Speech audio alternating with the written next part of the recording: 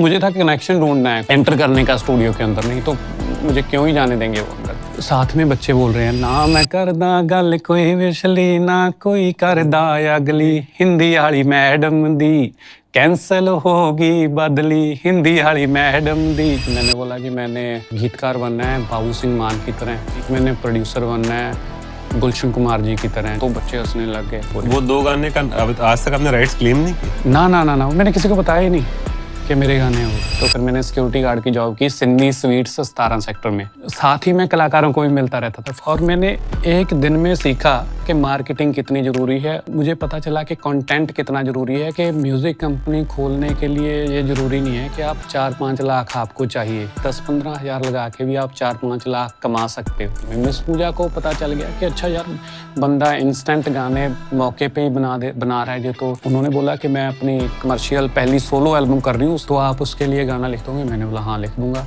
और मैंने जलंधर से लुधियाना तक सारे गाने सारे शेर लिख दिए। भूषण जी से जब मैंने मिला तो मैं बॉम्बे आया हुआ था 2015 में, उनके साथ गाना किया, शुरू किया 7-8 हज़ार मंथली सैलरी से। जब मैंने वहाँ पे नौकरी छोड़ी तो मुझे लगता है 2 लाख के आसपास मेरी सैलरी थी। मैंने आज तक ये किसी को नहीं बताया, आपके पॉडकास्ट में बता रहा हूँ। मैं हॉस्टल से भाग गया, जो कपड़े पहने हुए थे वही, कोई पैसा नहीं था पास में। भागने में आप एक्सपर्ट हो मतलब।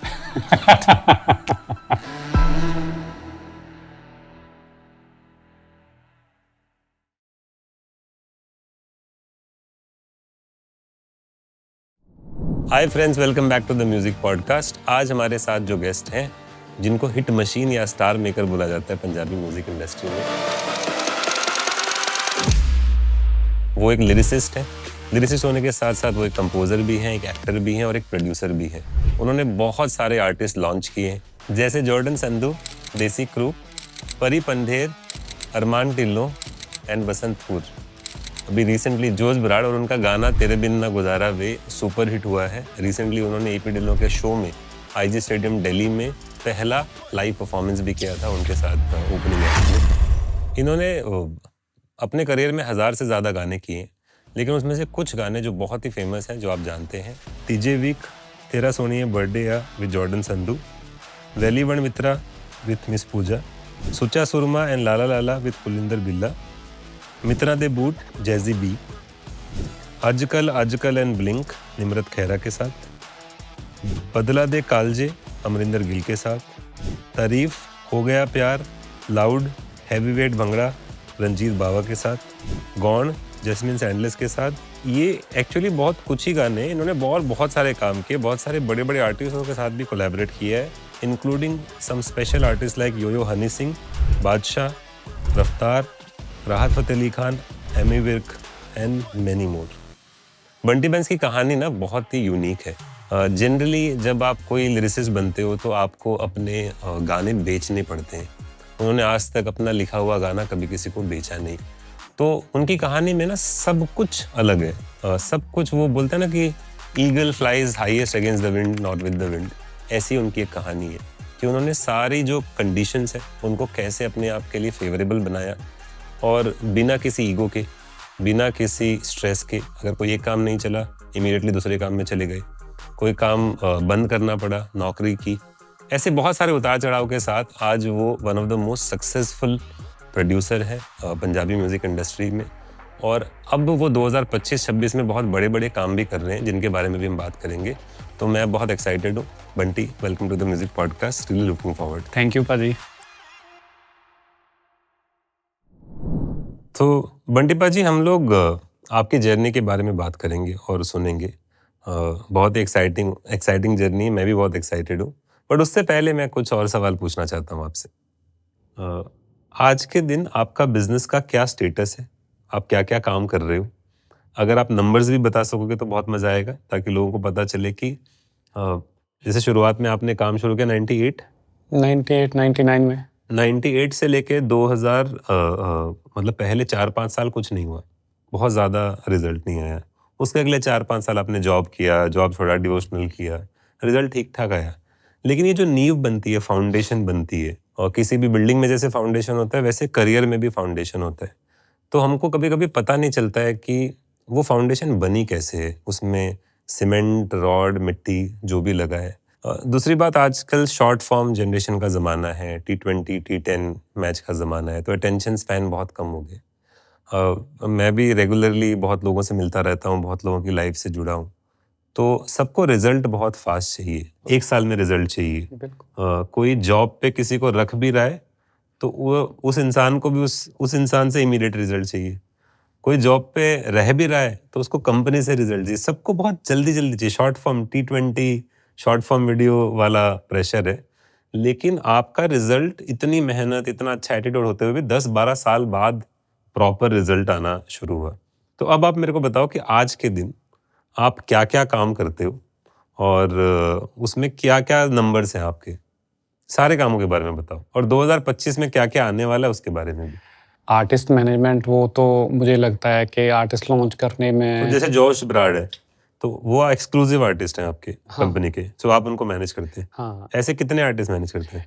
एक्सक्लूसिव आर्टिस्ट एक तो मैं मेंशन करना चाहता हूँ पहली बार कि जितने भी आर्टिस्ट लॉन्च किए हैं उनके साथ अगर कोई पेपर वर्क मैं करता भी हूँ तो सिर्फ मैं सोच के करता हूँ कि जो मैं फॉर्मेलिटी के लिए कर रहा हूँ, सिर्फ आर्टिस्ट को लगे कि मैं साइंड हूँ या पेपर साइन किया हुआ है, वो गलती ना कोई करे करे करे। पर कभी भी मेरी पिछले 15 सालों में जिस आर्टिस्ट ने जिस दिन बोला कि आज मैंने फ्री होना है, उसको सेम डे मैंने बोला कि आप फ्री हो, कोई दिक्कत नहीं है, कोई प्रेशर नहीं है, कोई लेन देन नहीं है। तो ये मैं डे वन से सोच के चला हूँ कि मैं किसी के ऊपर डिपेंडेंट नहीं होना, चाहे वो आर्टिस्ट हो या म्यूज़िक लेबल हो, कोई भी चीज़ हो। तो एक तो जब मैं ये सारी चीज़ें सीख रहा था, काम सीखते सीखते मैंने ये भी सीखा कि अपनी पोजीशनिंग, अपनी ब्रांडिंग भी साथ साथ में इन चीज़ों के करनी है। और आपको जब आप चेक मार्क करते हो तो आपको ये भी पता होता है साथ साथ में कि आप में कैसी कैसी कमियां हैं। मुझे ये भी पता था कि मेरे से बहुत ज़्यादा अच्छा लिखने वाले लिरिसिस्ट भी हैं पंजाब में, मेरे से और बेटर चीज़ें करने वाले भी लोग हैं, पर मैं अपने एक्सपीरियंस से क्या क्या कैसे कैसे साथ में कर सकता हूँ, तो फिर मैं वो चीज़ें करता रहा। एक तो कंटेंट, सबसे पहले तो कंटेंट प्रोड्यूस करते ही हैं, गाने बनाते ही हैं, बहुत सारे गाने बनाते हैं अभी तो, दूसरे लेबल्स के लिए, दूसरे फिल्म्स लेबल्स के लिए, फिल्म्स के लिए, अपने लिए, कुछ सब लेबल्स हैं लोगों के साथ, आर्टिस्टों के साथ।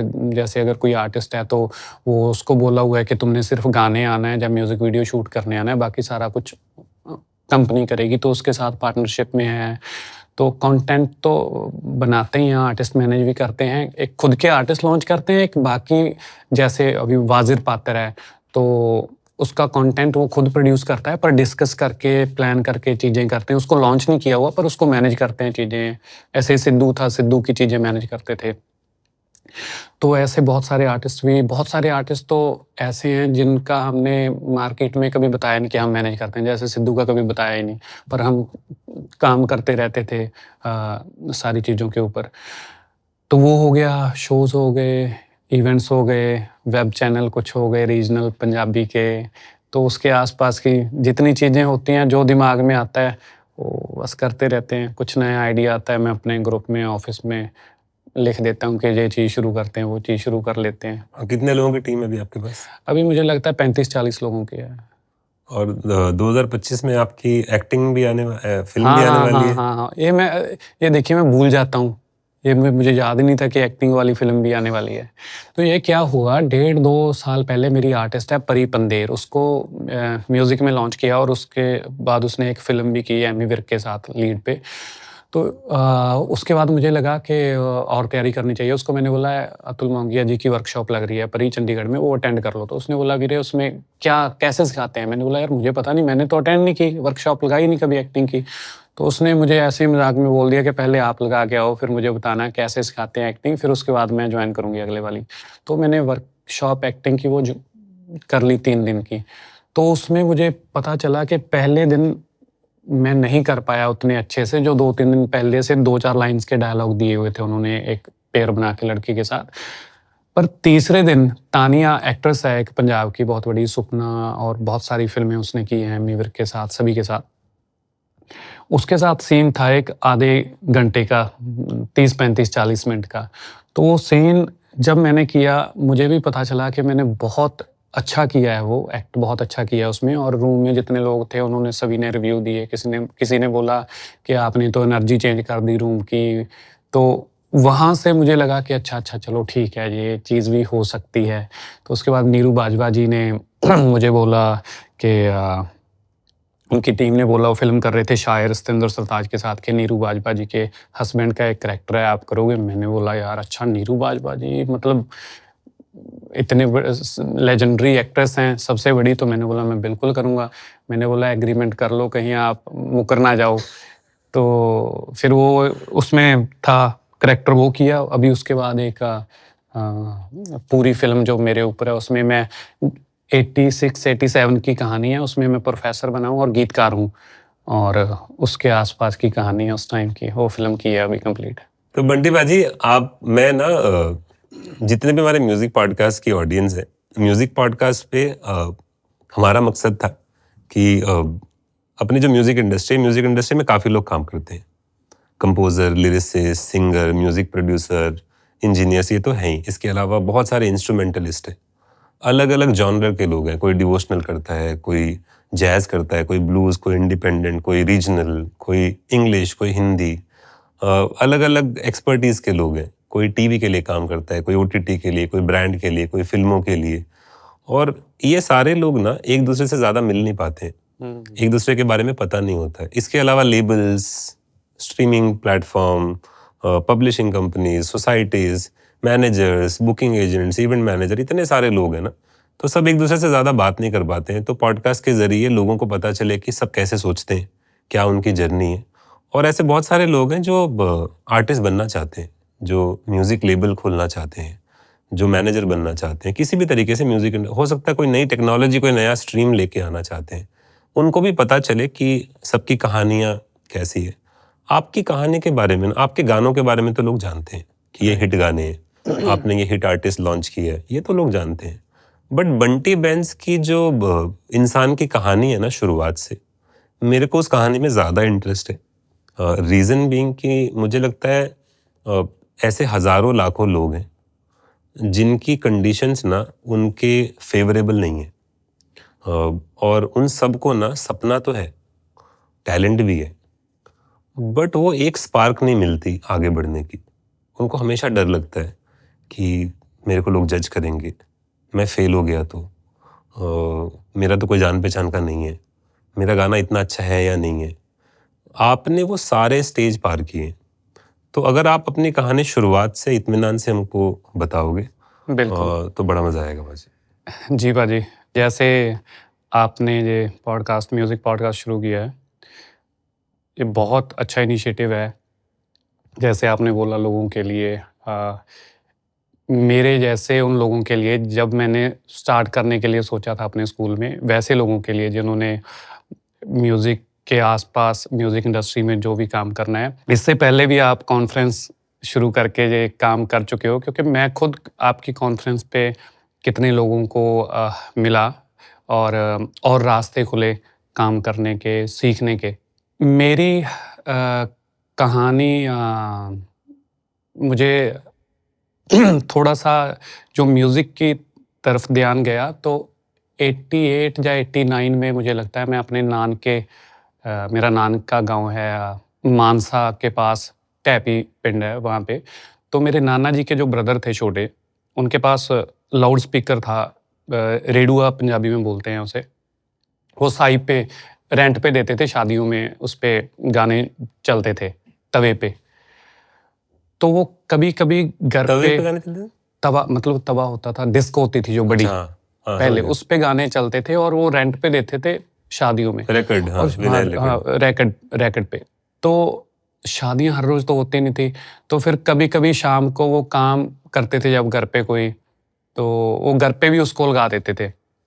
जब मैं बहुत छोटा था, हम रहते थे पटियाला के पास, एक गाँव था सफेड़ा, वहाँ पे रहते थे और वहाँ पे खेत में रहते थे, वहाँ पे बिजली नहीं थी घर में। तो मेरे मम्मी को था कि बच्चा तंग होगा तो नान के घर मुझे छोड़ देते थे 2-2 3-3 महीने के लिए। ये स्कूलिंग शुरू होने से पहले की बात है।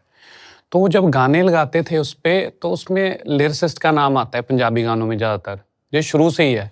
जैसे गुरबानी में भी है, गुरबानी में जिसने गुरबानी लिखी हुई है, अगर गुरु नानक देव जी ने लिखी हुई है, वो भी लास्ट में अपना नाम डालते हैं, नानक नाम जहाज है, ऐसे ऐसे करके। जैसे बॉलीवुड में, हिंदी गानों में ऐसा नहीं है कि गीत लिखने वाला अपना नाम डालता है।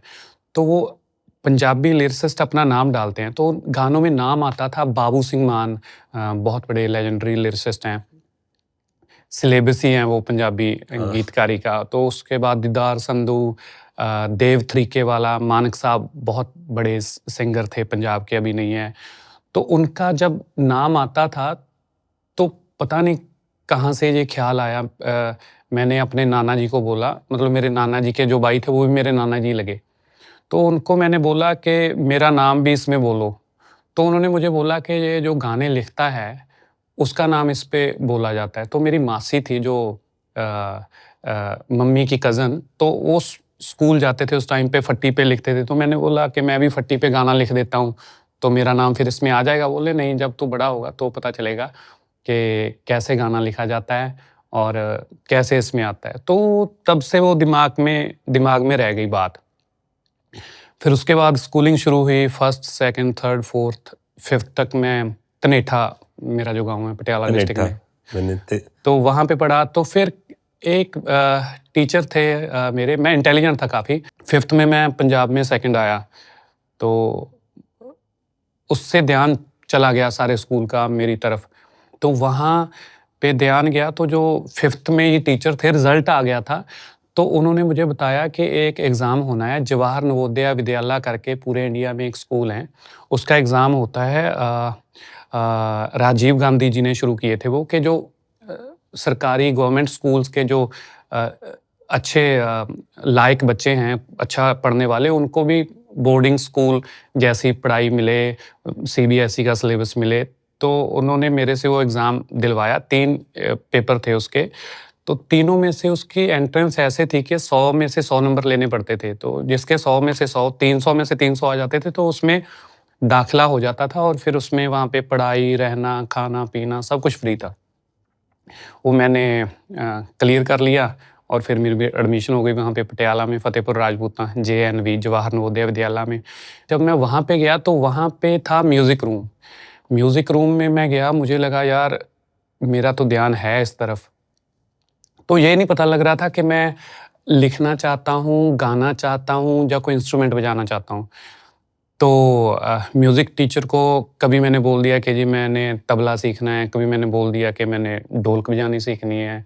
तो एक दिन मैंने बोल दिया जी मैंने हारमोनियम बजाना सीखना है। तो ये पता नहीं चल रहा था कि क्या करना चाहता हूँ इसमें। वो बात भी ध्यान में नहीं थी कि मैंने कभी सोचा था कि मेरा नाम गानों में ऐसा हो। 7th में एक दिन क्लास में हमारी एक टीचर थी साइंस की, हरभजन कौर। उन्होंने सभी बच्चों को बोला कि आप क्रिएटिव कुछ बना के सुनाओ। तो सभी अपनी-अपनी, कोई जोक बना के सुना रहा है, कोई पोएम बना के सुना रहा है। तो मेरी बारी आ गई, तो मैंने उन्हें बोला कि जी मुझे तो आता नहीं कुछ बनाना। बोले नहीं, कुछ तो बना लोगे। हॉस्टल में क्या था कि कभी-कभी सीधे गानों के ना उल्टे गाने बना के गुनगुनाते रहते थे। और मैं ज़्यादा गुनगुनाता था। एक मेरा फ्रेंड है नवदीप, अभी भी है, वो क्लास में मेरे हाउस में भी था, मेरे रूम में भी था, मेरा क्लासमेट भी था। वो गाता अच्छा था। तो कभी-कभी वो गाना गाता था बहुत अच्छे से, सुरीला, सीधा गाना गाता था। मैं उसको उसका उल्टा बना के सुना देता था। तो उसने क्लास में बोल दिया कि थोड़ा-सा ततला के बोलता था कि मैम ये गाने बहुत अच्छे लिखता है। तो मैम ने बोला कि भई गाना सुना दो आप अपना लिखा हुआ। तो वो बनाते थे उल्टे-पुल्टे गाने। तो मैंने बोला जी नहीं, वो यहाँ क्लास में सुनाने वाले गाने नहीं हैं। फिर उन्होंने बोला कि चलो कोई बना के सुना दो अभी। मैंने बोला जी मुझे बनाने नहीं आते। उसने बोला कि मैम ये बना लेता है, एक गाना जो मैं कोई गुनगुनाता हूँ उसके ऊपर ये बना देता है। तो फिर मैंने बोला कि चलो मैं ट्राई करता हूँ। मानक साहब का एक गाना था, कुलदीप मानक साहब का, माँ हुंदी है माँ दुनिया वालियो। तो गाँव में हमारे घर पे एक गाय थी, तो मैंने जो हम देखते हैं उसी के ऊपर गाने बनते हैं। तो मैंने क्लास में गाना बना के सुना दिया, गां हुंदी है गां बकरियां वालियो, गां मेरी ने दुखी है करता, सारा वेड़ा गोहे नाल भरता, कित्थे मंजा डाहां बकरियां वालियो। तो सारी क्लास पूरी खुश हो गई। तो मेरी टीचर भी खुश हो गई कि ये तो बड़ा यूनिक टैलेंट है आप में, आपने अभी बनाया? मैंने बोला हाँ जी अभी बनाया। तो उसने मेरे मैम ने बोला कि आप इसको कंटिन्यू करना, ये तो अच्छी चीज़ है कि आप गाने बना लेते हो। उसके थोड़ा टाइम बाद एनुअल फंक्शन था स्कूल का, तो फिर मुझे उन्हीं मैम ने एंकर थी हमारी हिंदी की टीचर, तो उनको बोल दिया, ये 7th क्लास की बात है, तो उनको बोल दिया कि हमारा एक बच्चा है बहुत टैलेंटेड, वो बिल्कुल टाइम पे ही गाना बना देता है। तो जो हमारे हिंदी वाले मैम थे उनकी बदली होनी थी, तो वो उन्होंने भाग-दौड़ करके कैंसल करवाई थी। तो उन्होंने स्टेज पे बुला दिया, सारा स्कूल सामने बैठा है, स्कूल की मेस में लड़कियाँ भी बैठी हैं, लड़के भी, टीचर्स भी, प्रिंसिपल भी। तो स्टेज पे जब खड़ा कर दिया तो उन्होंने बोल दिया कि अभी गाना बना के सुनाओ। तो उनकी बदली कैंसल हुई थी, तो फिर उनकी बदली कैंसल होने पे मैंने वहीं पे कुछ लाइनें मैंने पहले एंगेज किया लोग स्टूडेंट्स को, बच्चों को कि आप एक-एक लाइन मेरे साथ बोलना, तो फिर मैं एक-एक लाइन बनाता गया। तो फिर मैंने गाना बनाया, हिंदी वाली मैडम दी, कैंसल हो गई बदली। मतलब ऐसे-ऐसे गाने याद है आपको? मुझे थोड़ा-थोड़ा याद आ रहा है। तो सुनाओ ना प्लीज़। तो वो ऐसे था कुछ, ना मैं करदा गल कोई पिछली, ना कोई करदा अगली। तो मैंने बच्चों को साथ में बोल दिया कि जो मैं लाइन बोलूँगा वो आप गाना साथ में। वो मैंने इसलिए बोला कि जब वो लाइन बोलेंगे इतने टाइम में मैं अगली लाइन बना लूँगा। तो साथ में बच्चे बोल रहे हैं, ना मैं करदा गल कोई पिछली, ना कोई करदा अगली, हिंदी वाली मैडम दी कैंसल होगी बदली, हिंदी वाली मैडम दी। तो बच्चे साथ में गा रहे हैं और मैं लाइनें बनाते जा रहा हूँ और सारे साथ में गाए जा रहे हैं। बहुत एप्रिशिएट किया और उस दिन मुझे पता चला कि मैं गाने लिख सकता हूँ और बिल्कुल टाइम पे गाने बना सकता हूँ। और हमारे प्रिंसिपल थे, उन्होंने भी बोल दिया, बेटा आप जब कोई भी कुछ भी शुरू करना होता है, आप बिल्कुल ज़मीन से शुरू कर सकते हो। तो आप ये देखना कि गाने कैसे बनते हैं, कैसे रिकॉर्ड होते हैं, कैसे रिलीज़ करते हैं, तो आप ये समझ पाओगे फिर। समझ पाओगे। नहीं तो आप अगर ये सोचोगे कि मैं गाने लिख के रखता हूँ, तो बात नहीं बनेगी। तो फिर उसके पास में एक गाँव था पुनरहेड़ी, हमारे स्कूल के। तो संडे को हम कभी-कभी चले जाते थे वहाँ पे कुछ खरीदने दुकान से। वो खेतों में था स्कूल। तो वहाँ पे फिर मैंने ढूँढी कैसेट की जो दुकान थी, फिर एक मैंने वॉकमैन भी ले लिया। पटियाला से मैं लेके गया पैसे-पूसे इकट्ठे करके, कुछ चाचा जी से माँगे, कहीं रिश्तेदारी में गया वहाँ पे ₹200 मिल गया, कहीं से 50 मिल गए। तो ऐसे वॉकमैन लेके तो कैसेट में सुनते थे। तो फिर मैं जब कैसेट की दुकान पे जाता था, तो वो जो मेरे प्रिंसिपल सर ने बात बोली थी, तो फिर मैं कैसेट उठा के आगे से बाद में देखता था, पीछे से पहले देखता था कि अच्छा कौन-सी म्यूज़िक कंपनी है, कौन इसका लिरिसिस्ट है, किसने म्यूज़िक किया है। तो मैं सारा देखता रहता था और कई कैसेट्स के मैं एड्रेस भी लिख लेता था। हाँ, पहले स्टूडियो वाला एड्रेस और कंपनी के एड्रेस। स्टूडियो के कंपनी के एड्रेस होते थे और सिंगर्स के एड्रेस होते थे और लैंडलाइन के फ़ोन नंबर होते थे, वो मैं लिख लेता था। तो उसमें कंपाइलेशन जैसे बोलते हैं, मल्टी आर्टिस्ट की एक एल्बम थी, उसमें गुरदास मान साहब का गाना था, न्यू ईयर का शायद प्रोग्राम था। तो उसमें बहुत सारे आर्टिस्टों के गाने थे, वो बहुत अच्छे गाने थे और उसमें चंडीगढ़ की कंपनी का एड्रेस लिखा हुआ था। बहुत सारी टी सीरीज़ का दिल्ली का लिखा हुआ था, टिप्स का बॉम्बे दिल्ली का लिखा हुआ था, वीनस का बॉम्बे का एड्रेस लिखा होता था, वीनस से भी पंजाबी कैसेट्स आती थी और कुछ कैसेट्स पे अमृतसर का एड्रेस लिखा होता था। तो पटियाला के पास पड़ता था चंडीगढ़। तो चंडीगढ़ का एक कैटरेक कंपनी की कैसेट थी, तो उस पे चंडीगढ़ का एड्रेस लिखा हुआ था। फिर मैंने उस एड्रेस पे एक गाना लिख के चिट्ठी में पोस्ट किया। मोबाइल तो है ही नहीं थे उस टाइम पे। ये बात है 98-99 की। तो वो जो गाना मैंने पोस्ट किया, उसमें मैंने चिट्ठी पे लिख के भेजा कि ये गाना किसी फीमेल आर्टिस्ट से गवाना। और वो गाना ऐसा था कि मेरे ताया जी के बेटे की शादी थी, तो मेरी दादी और बाकी लेडीज़ वो लोक बोलियाँ बोलते हैं उसको, जो लेडीज़ गाती हैं, वो गा रही थी।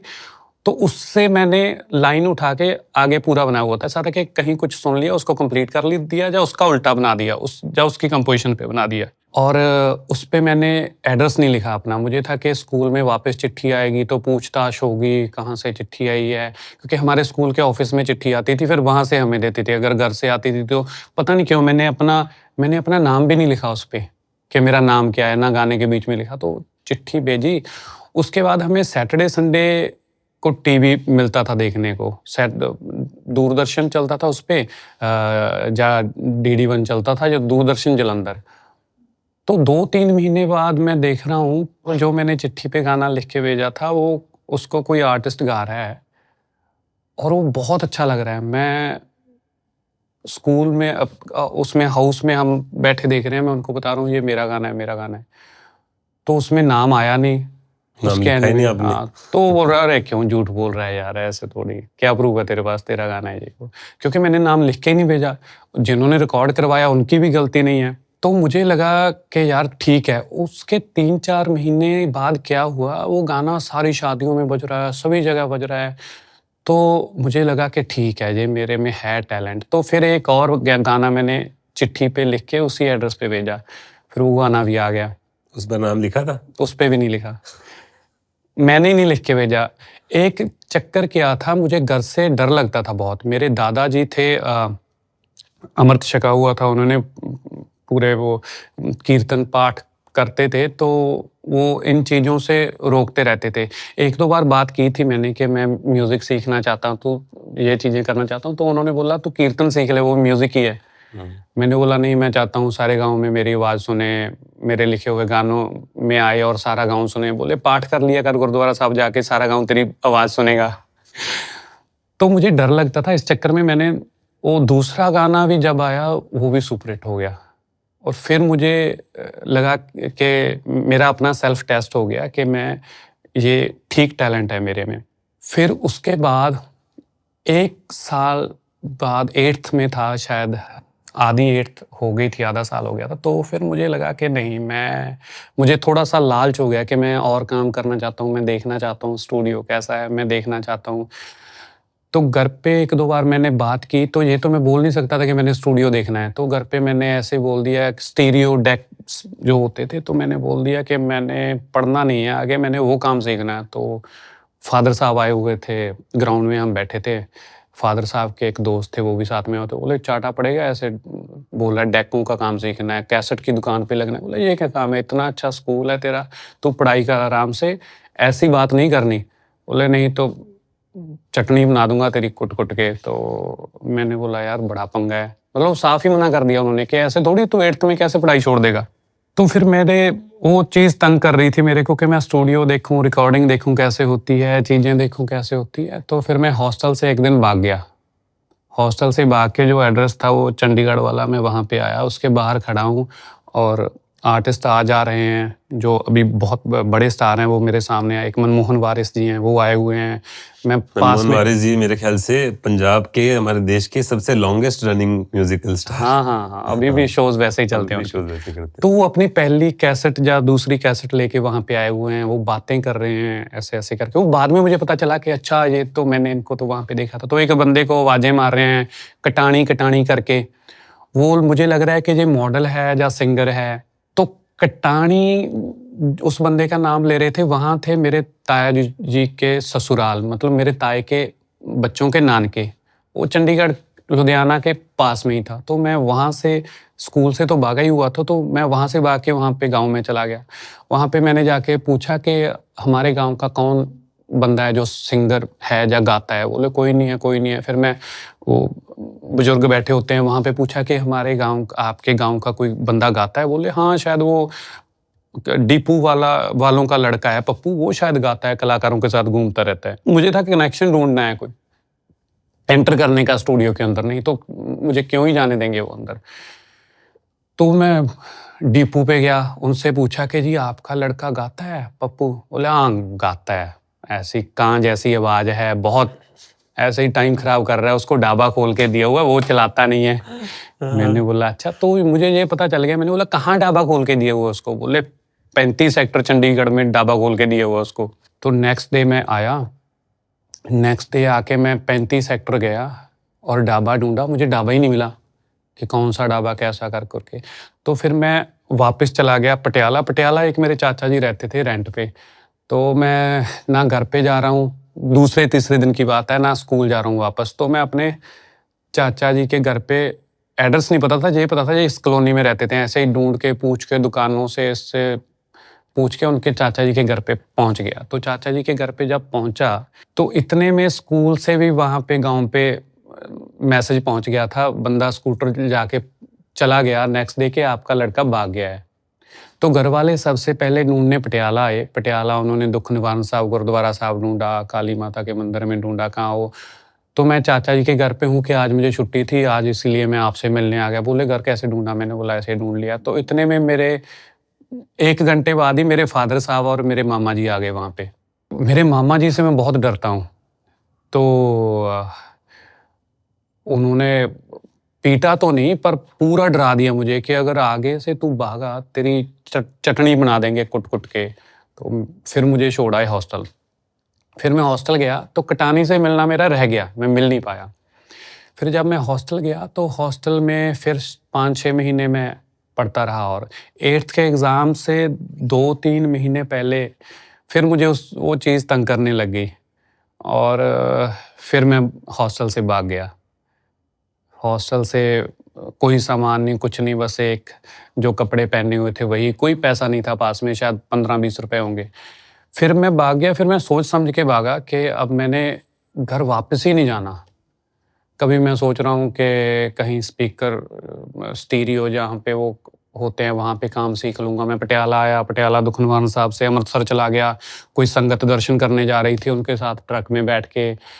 तो वहाँ पे कोई कैसेट कंपनी का एड्रेस मुझे पता था। फिर उसके आस-पास गया तो पता नहीं लग रहा कि एंटर कैसे करूँ या बात कैसे करूँ। फिर मैं वापस आके चंडीगढ़ आ गया। चंडीगढ़ आके फिर मैंने 35 सेक्टर में वो ढाबा ढूँढा। फिर वो पता चला 35 सेक्टर के 35 डी में है। तो 35 डी में फिर मैंने पूछा, मैंने देखा अच्छा ये वही बंदा है। मैंने बोला हेलो, पप्पू है तेरा नाम भाई? बोले यार भाग जा, पप्पू पप्पू नहीं है मेरा नाम, भागो। तो मैंने बोला यार बड़ा ये तो गुस्से वाला बंदा है। मैं थोड़ा सा दूर चला गया तो उसने बोला इधर आ, तुझे किसने बताया मेरा नाम पप्पू है? मैंने बोला गाँव से पता चला। बोला पप्पू नहीं, यहाँ पे इंदर मांगट बोलते हैं, मेरी कैसेट आने वाली है। मैंने बोला ठीक है, मैं इंदर मांगट बोलूँगा। तो फिर मैंने बताया, अच्छा बोला क्यों मिलना आया था? मैंने बोला मैं गाने लिखता हूँ। मैंने नहीं बताया कि मेरे कोई आए हुए भी गाने हैं 2। मैंने आज तक ये किसी को नहीं बताया, आपके पॉडकास्ट में बता रहा हूँ। किसी को नहीं पता। शायद 1-2 लोगों को पता होगा, बाकी किसी पूरी दुनिया को नहीं। वो 2 गाने का अब आज तक आपने राइट्स क्लेम नहीं किए? ना, मैंने किसी को बताया ही नहीं कि मेरे गाने हैं वो। मैंने बताया कि मैं गाने भी लिखता हूँ और मैंने ऐसे ही बोल दिया कि मैं म्यूज़िक कंपनी भी खोलना चाहता हूँ। बोला अच्छा म्यूज़िक कंपनी खोलना चाहता है? बोला मैं कैसेट निकालना चाहता हूँ। मैंने कैटरक से निकालनी है, मैं तेरी कंपनी से निकाल लूँगा कैसेट। अब जैसे अभी मेरी काफ़ी एज हो गई है, अभी मैं उतना बड़ा नहीं लगता, तो उस टाइम पे मैं उतना छोटा नहीं लगता था। उस टाइम पे मतलब मैं मैच्योर लगता था। मैं आपको अपनी अगर फ़ोटोज़ दिखाऊँगा तो उसने बोल दिया कटानी ने कि अच्छा तेरी कंपनी से कैसेट निकाल लेंगे।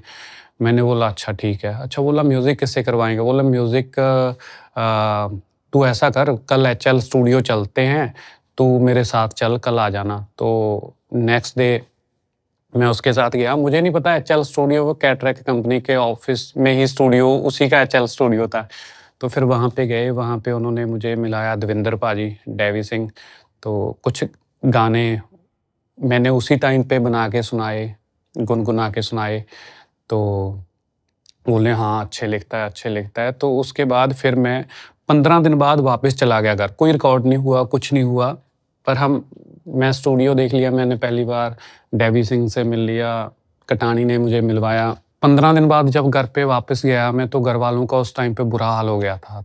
तो रात को 11 साढ़े 11 बजे मैं ऐसे ही कभी लिफ्ट लेके इधर से कभी उधर से पूरे पंजाब में घूमता, कभी लुधियाना चला गया, कभी नाभा चला गया, कभी पटियाला। तो फिर घर वाले डर गए थोड़े से। फिर उन्होंने बोला कोई बात नहीं, अब तुम्हें हॉस्टल जाने की ज़रूरत नहीं है, तुम यहाँ गाँव वाले स्कूल में पढ़ना शुरू कर दो।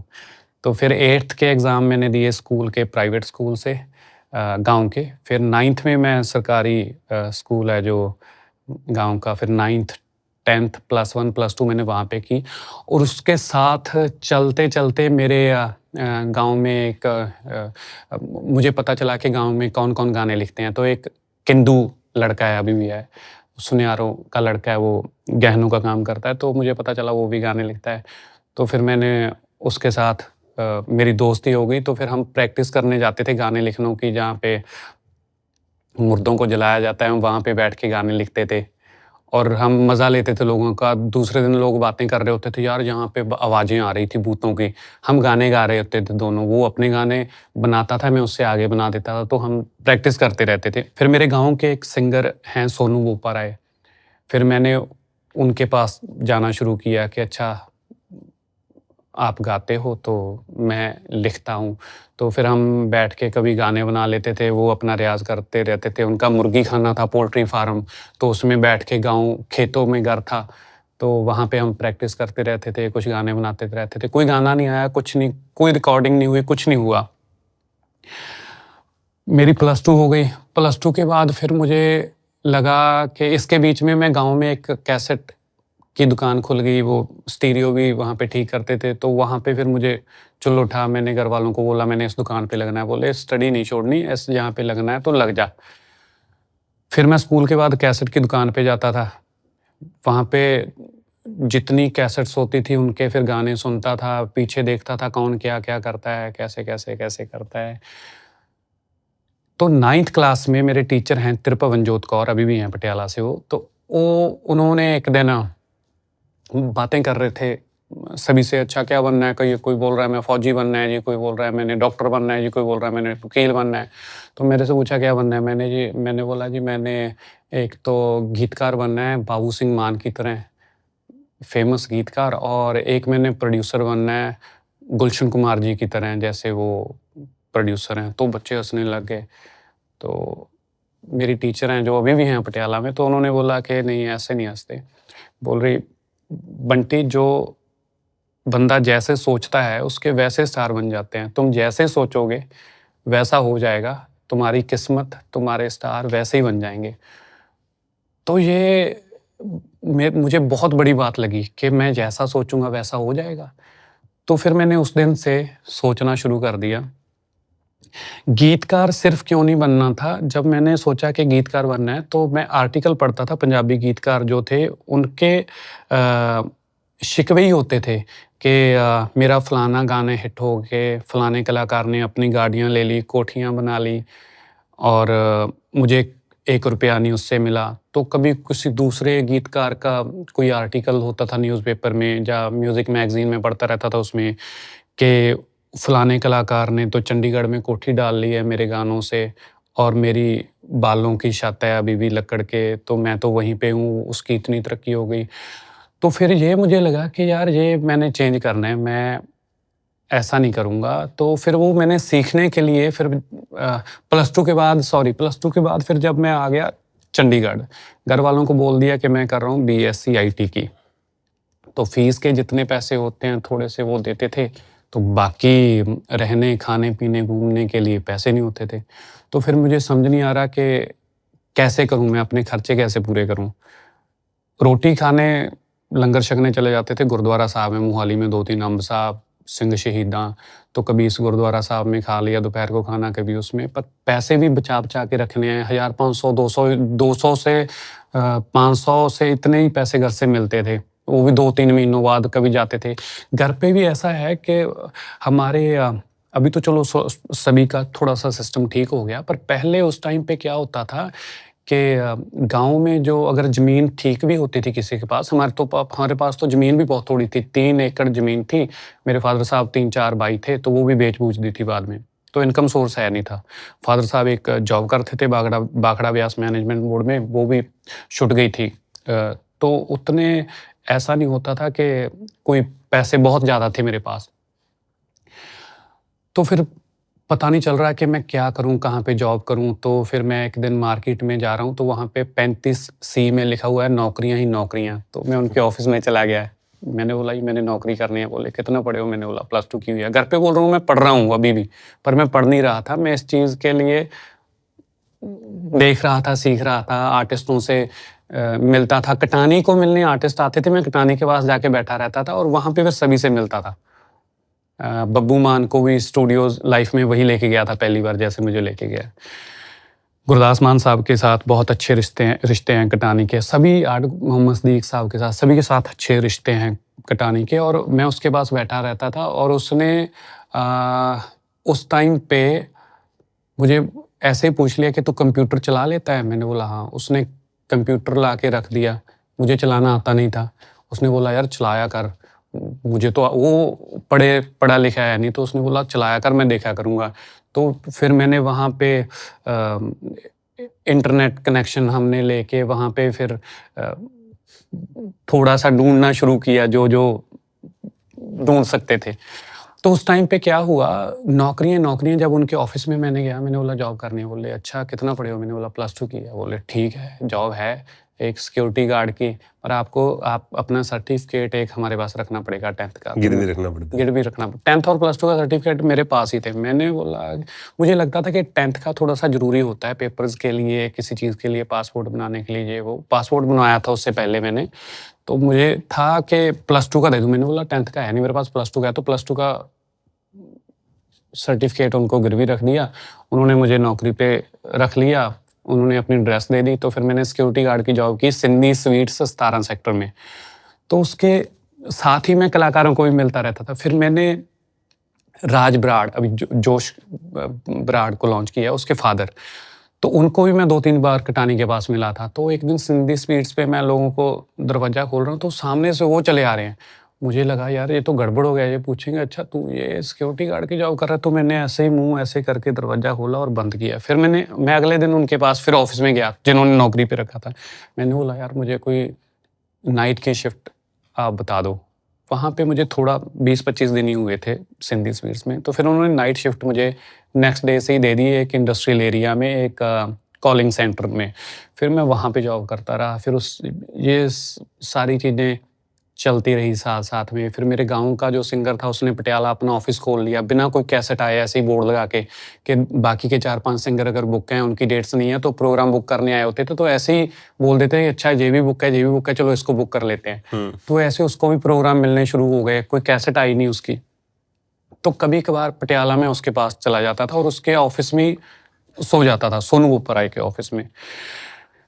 तो ये सारी चीज़ें चल रही थी। तो चलते चलते पटियाला जब मैं उसके ऑफिस में सो रहा था, ये 2003-4 की बात है, तो वहाँ पे भी पैसे है नहीं थे।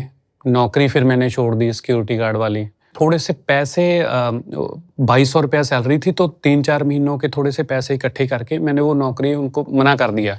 4-5-6 महीने वो जॉब करके थोड़े से पैसे इकट्ठे करके, मुझे लगता है शायद 8-10 हज़ार इकट्ठे हो गए होंगे, और उनको बचा के रखता था। फिर पटियाला में जब उसके ऑफिस में सोता था, तो कभी दुखनवान साहब गुरुद्वारा साहब है, वहाँ लंगर छकने चला गया पैदल जाके। कभी काली माता जी का मंदिर है, वहाँ छकने चला गया लंगर। तो काली माता जी के मंदिर में मैं वैसे ही अरदास कर रहा हूँ।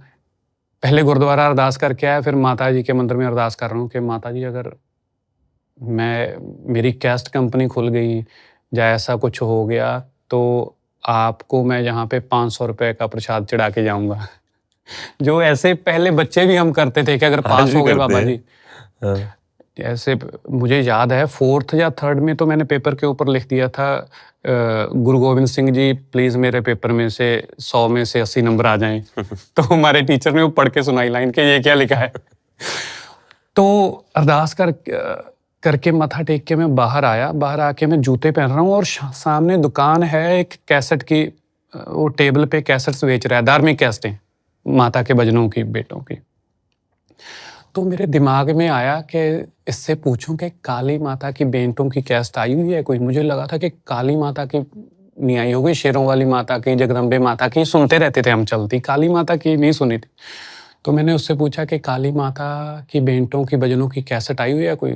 उसने बोला हाँ ये मास्टर सलीम की, ये इसकी, ये उसकी, ये इसकी। उसने 7-8 कैसेटें निकाल के रख दी। मैंने बोला अच्छा यार ये तो आइडिया काम नहीं कर सकता, हो गया पहले ही। हाँ ये तो आया हुआ है। फिर मैं जाके फिर बैठ गया, टोकन दिया, एक जूता पहना, दूसरा जूता पहनने पे फिर मेरे दिमाग में आया, जूते दोनों पहन के मैं उसके पास गया। मैंने बोला काली माँ पटियाले वाली की कैसेट आई हुई है कोई? बोला काली माँ पटियाले वाली क्या होता है, काली माँ तो काली माँ है। मैंने बोला नहीं यार, एक ना आनंदपुर साहब होला मोहल्ला होता है, वहाँ पे एक कैसेट आई थी, वेखण आनंदपुर साहब दा मेला सारा ही पंजाब आ गया। मतलब वो एक इवेंट था, एक दिन 2-3 दिन का होला मोहल्ला होता है। उस पे जो कैसेट आई थी, उस पे जितनी संगत आई थी वो बहुत पंजाब में चली कैसेट। गुरदेव चाहल एक सिंगर हैं, उनकी कैसेट, वो सीधे गानों की, मतलब पॉपुलर गानों की तर्ज पे वो गाने बना के उन्होंने पैरोडी जो बना, हाँ पैरोडी जो बनाई धार्मिक, तो बहुत चली थी। तो मेरे दिमाग में आ गया कि काली माँ पटियाले वाली की अगर कैसेट बना लें तो ये चलेगी। मैंने पूछा काली पटियाले वाली की कैसेट है? बोला नहीं है। मैंने बोला अगर ला के दूँ मैं बना के तो बिकेगी?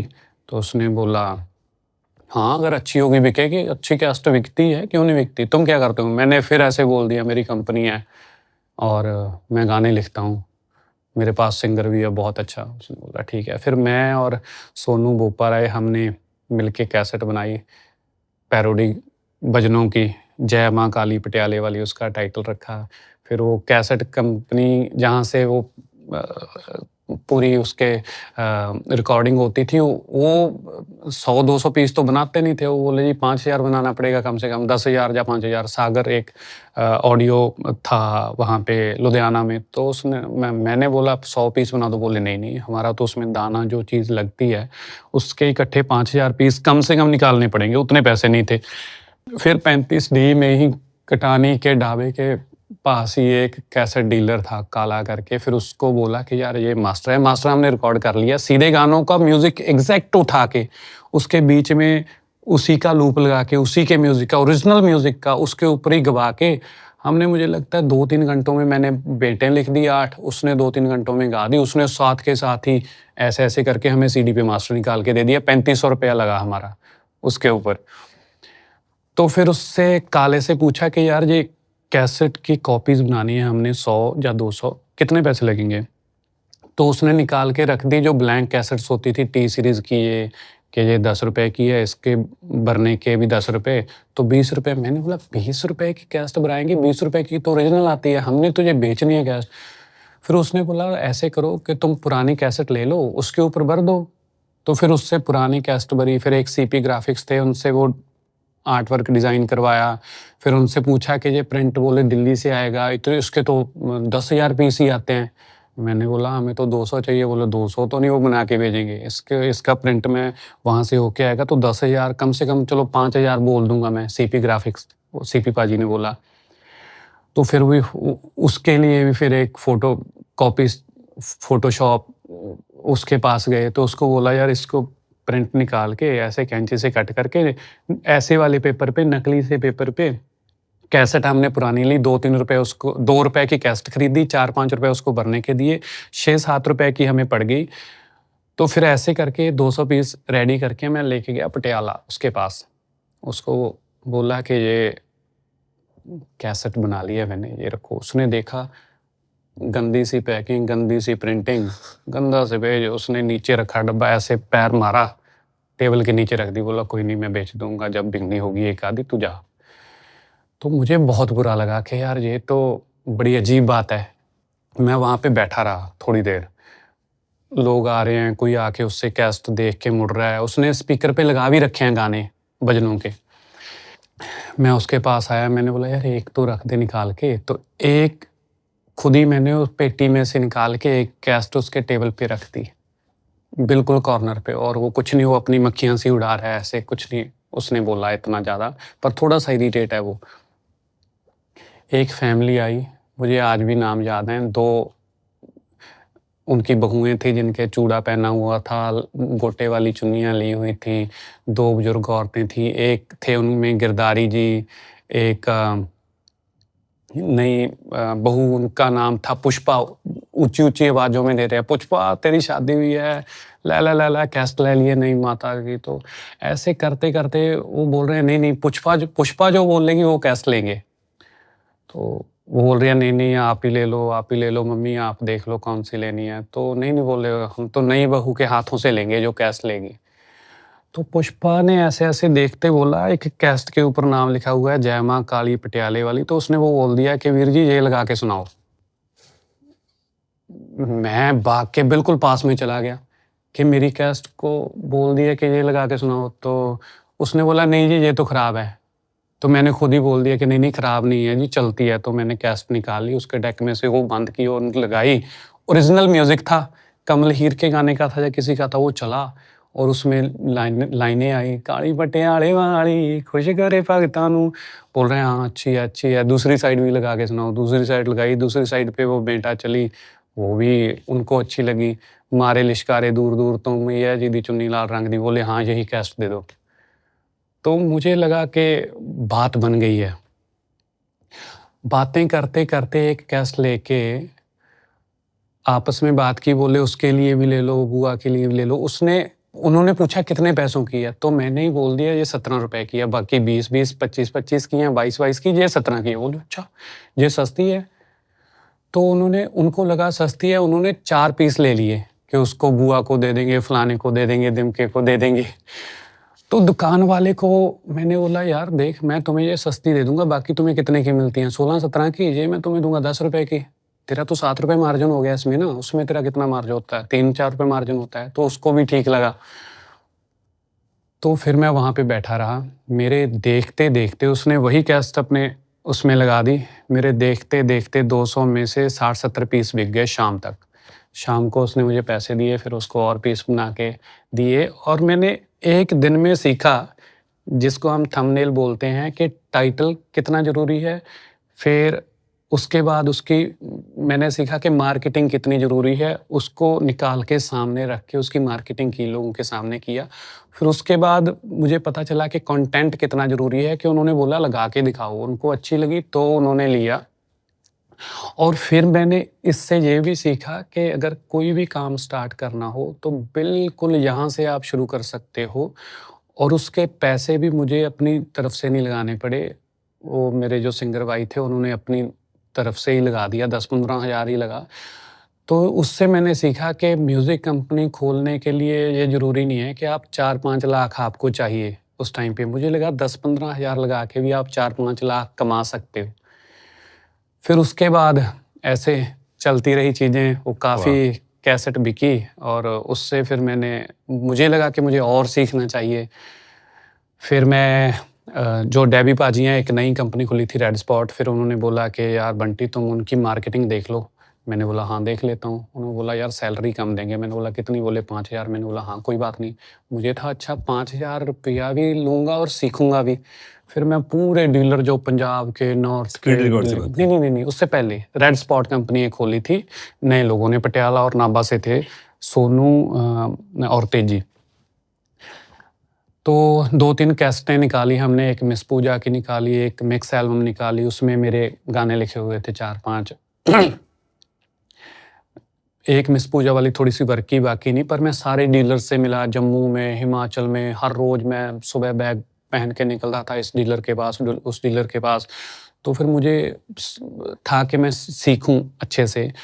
फिर उसके बाद जो मैंने दविंदर पाजी को वो गाने सुनाए थे बैठ के, तो वो बॉम्बे में यहाँ पे वो एक लड़के की कैसेट रिकॉर्ड कर रहे थे, उसका नाम था परमिंदर। बाद में उसका नाम कैसेट पे रखा रावी बल।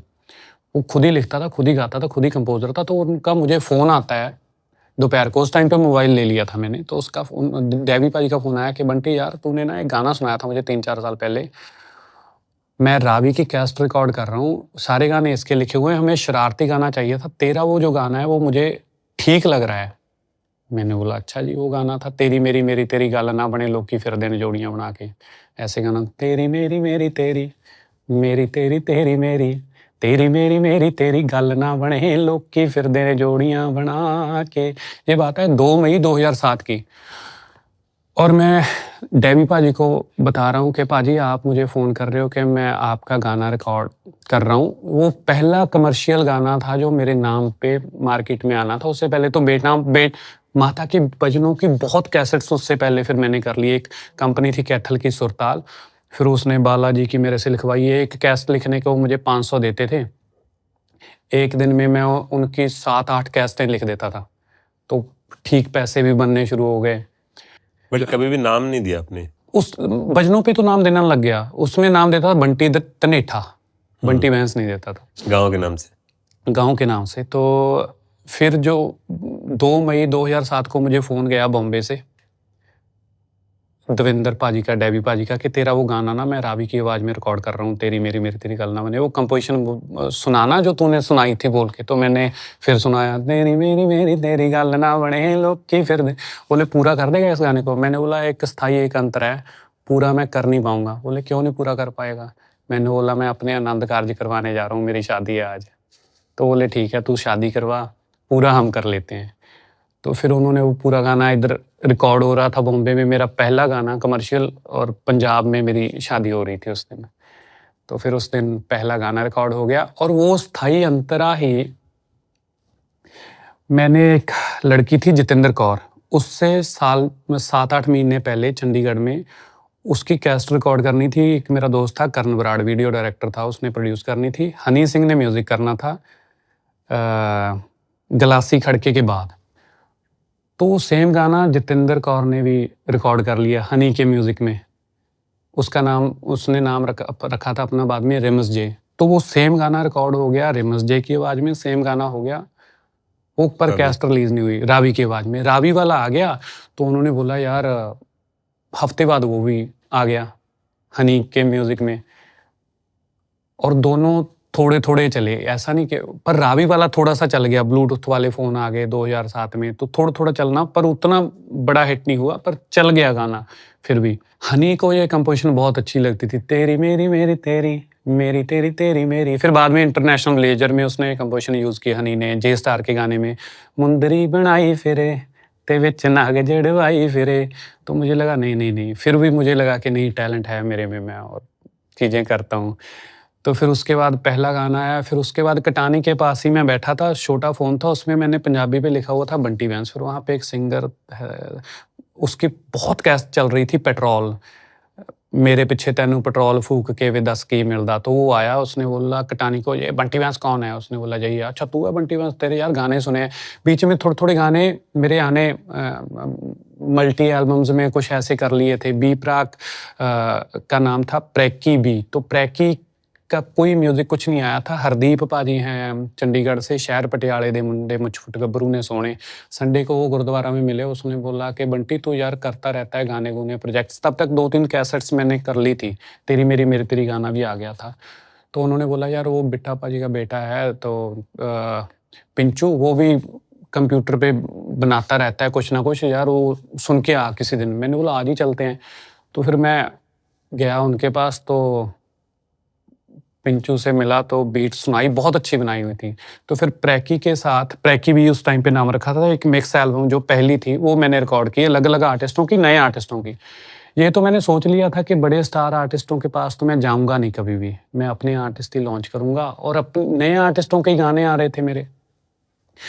उस टाइम पे कटानी के पास प्रीत बराड़ बैठा था, बंटी बैंस कौन है? तो उसने बोला अच्छा तू है, तेरा मैंने वो टीवी पे गाना सुना है बल्ले बल्ले पे, उस पे वो बहुत अच्छा गाना था। मैंने बोला यार मेरे लिए भी गाना लिख दे। मैंने बोला हाँ लिख दूंगा। तो फिर मैंने उसकी एल्बम के 2 गाने लिखे। उसने वहाँ की कंपनी थी पंजाब की SMI, वहाँ पे 2 कैसेटें उसकी बहुत बिकी थी, तीसरी उसने देनी थी टी सीरीज़ को। तो टी सीरीज़ के फिर मैंने उसकी कैसेट के 2 गाने लिखे मिस पूजा के साथ स्टूडियो में। मिस पूजा को पता चल गया कि अच्छा यार बंदा इंस्टेंट गाने मौके पे ही बना रहा है, जो तो पूजा गा रही है, वो भी साथ-साथ में एक बार में ही गा देती थी और मैं इधर से लाइनें बोल रहा हूँ।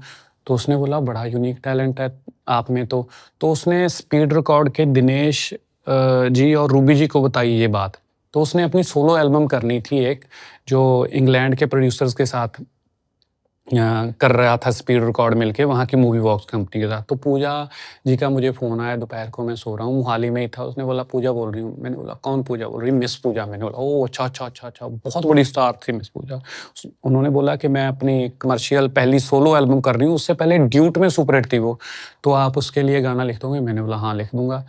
तो बोले ठीक है, आप मुझे गाना लिख के भेज दो। मैंने बोला पहले जो आपने गाने जितने भी उसके सिलेक्शन कर लिए? बोले हाँ, हमें 7-8 गाने मिल गए हैं। मैंने बोला मैं सुन सकता हूँ? बोली हाँ।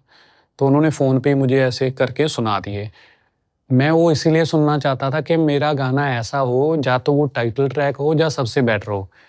तो उसमें वो गाने बहुत अच्छे थे। एक प्रीत हरपाल का गाना था, एक अलग-अलग लोगों के, एक पाकिस्तानी किसी का गाना था। तो मुझे लगा यार गाने बहुत ज़्यादा अच्छे हैं। तो फिर मैंने ये सोचा कि अच्छा अगर इनसे बेटर लिखने की ट्राई करूँगा, हो सकता है ना बने। तो फिर मेरे दिमाग में आया कि मैंने पूछा आपने टाइटल रख लिया एल्बम का? बोले नहीं।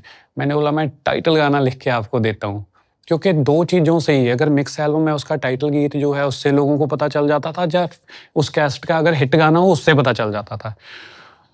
तो फिर मैंने एक उनको गाना लिख के दिया, रोमांटिक जट। ऐसे करता है मैनू बट रोमांटिक जट फिर भी चंगा लगदा है। तो उन्होंने बोला बहुत अच्छा है। फिर वो गाना रिकॉर्ड करके उन्होंने कैसेट में 2 म्यूज़िक प्रोड्यूसर से प्रोड्यूस करवा के डाला। वो एल्बम का टाइटल था मिस पूजा की सोलो एल्बम का। तो फिर उसके बाद वर्क किया, वो गाना, वो एल्बम भी वर्क की, उसके और गाने भी चले। फिर उसके बाद मिस पूजा की एक लाइव एल्बम निकालनी थी उन्होंने, जिसमें शेर व शायरी भी करनी थी और गाने भी लिखने थे। तो मुझे दिनेश जी का फ़ोन आया, बोले मैं दिनेश बोल रहा हूँ स्पीड रिकॉर्ड से, मैं अपने गाँव में था उस दिन।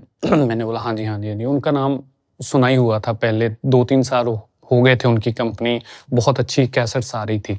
बोले हम मिस पूजा की एक एल्बम कर रहे हैं, वो आप पूरी लिख दोगे? मैंने बोला जी हाँ, लिख दूँगा। बोले आप आ सकते हो हमारे पास? मैंने बोला जी हाँ, आ जाता हूँ। तो मैं नेक्स्ट डे जालंधर गया, उनके ऑफ़िस में रूबी जी, सोनू जी मिले। तो उन्होंने मेरे से पूछा रूबी जी ने कि आप कितने पैसे लोगे एल्बम लिखने के? मैंने बोला जितने आपने देना है दे देना।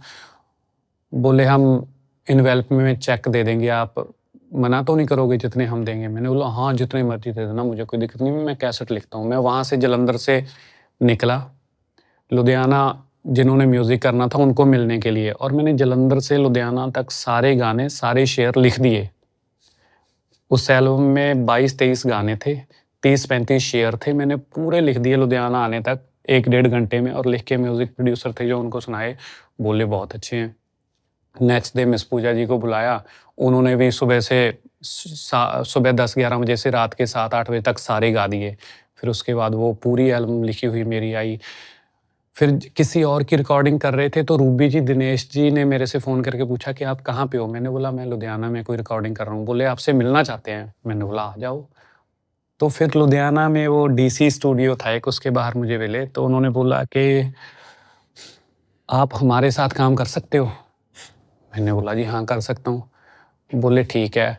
बोले हमें पता चला है कि आप बहुत सारी म्यूज़िक कंपनी को मैनेज भी करते थे और गाने भी लिखते थे। मैंने बोला हाँ जी, मैं ऐसा मतलब किसी बड़ी म्यूज़िक कंपनी को मैनेज नहीं करता था, उनको पता नहीं किसने बोल दिया। ये तो उन्होंने पूजा ने उनको बता ही दिया था कि मौके पे ही गाने लिख गाना लिख देते हैं। देते हैं। तो उन्होंने बोला आप हमारे साथ काम करो जी। मैंने बोला ठीक है, कर लेता हूँ। तो मेरे से पूछा सैलरी, मैंने बोला कोई नहीं, कर लेंगे डिसाइड। मुझे था कि मतलब लीडिंग म्यूज़िक लेवल है जो, उसमें मुझे सीखने को मिलेगा और सैलरी तो ऊपर से पैसे देंगे वो मुझे। फिर वहाँ पे मैंने 2008-9 से 11-12-13 तक मैंने काम किया। फिर सारी इंटरनेशनल विलेजर हो गए, या जट एंड जूलियट का सेटअप हो गया, या गाने हो गए, गिप्पी गरेवाल की एल्बम, सरताज की पहली एल्बम, तो बहुत सारी कैसेट्स, बहुत सारे गाने वहाँ पे। फिर मैंने बनाए, अपने आर्टिस्ट भी वहाँ पे लॉन्च किए, देसी क्रू, कॉर्बी। तो बहुत सीखने को मिला वहाँ पे मुझे। फिर उसके बाद फिर मैंने अपना काम शुरू कर लिया। वाओ! पाजी पता है जितने भी लोग सुनेंगे ना पॉडकास्ट या देखेंगे, ये प्रॉपर एमबीए का कोर्स है। ठीक है, इसमें सारी चीज़ें हैं जो एक आर्टिस्ट और एक मैनेजर या किसी भी बिजनेसमैन को चाहिए। रिस्क लेना, अपने ऊपर कॉन्फिडेंट होना, कोई भी अगर मान लो आपके लिए बुरा पड़ाव आता है, उस पर ज़्यादा सीरियस नहीं होना, फटाफट आगे बढ़ना, दूसरा काम करना। आपने जितनी आसानी से ये बातें बोल दी है ना, उतने आसान है नहीं।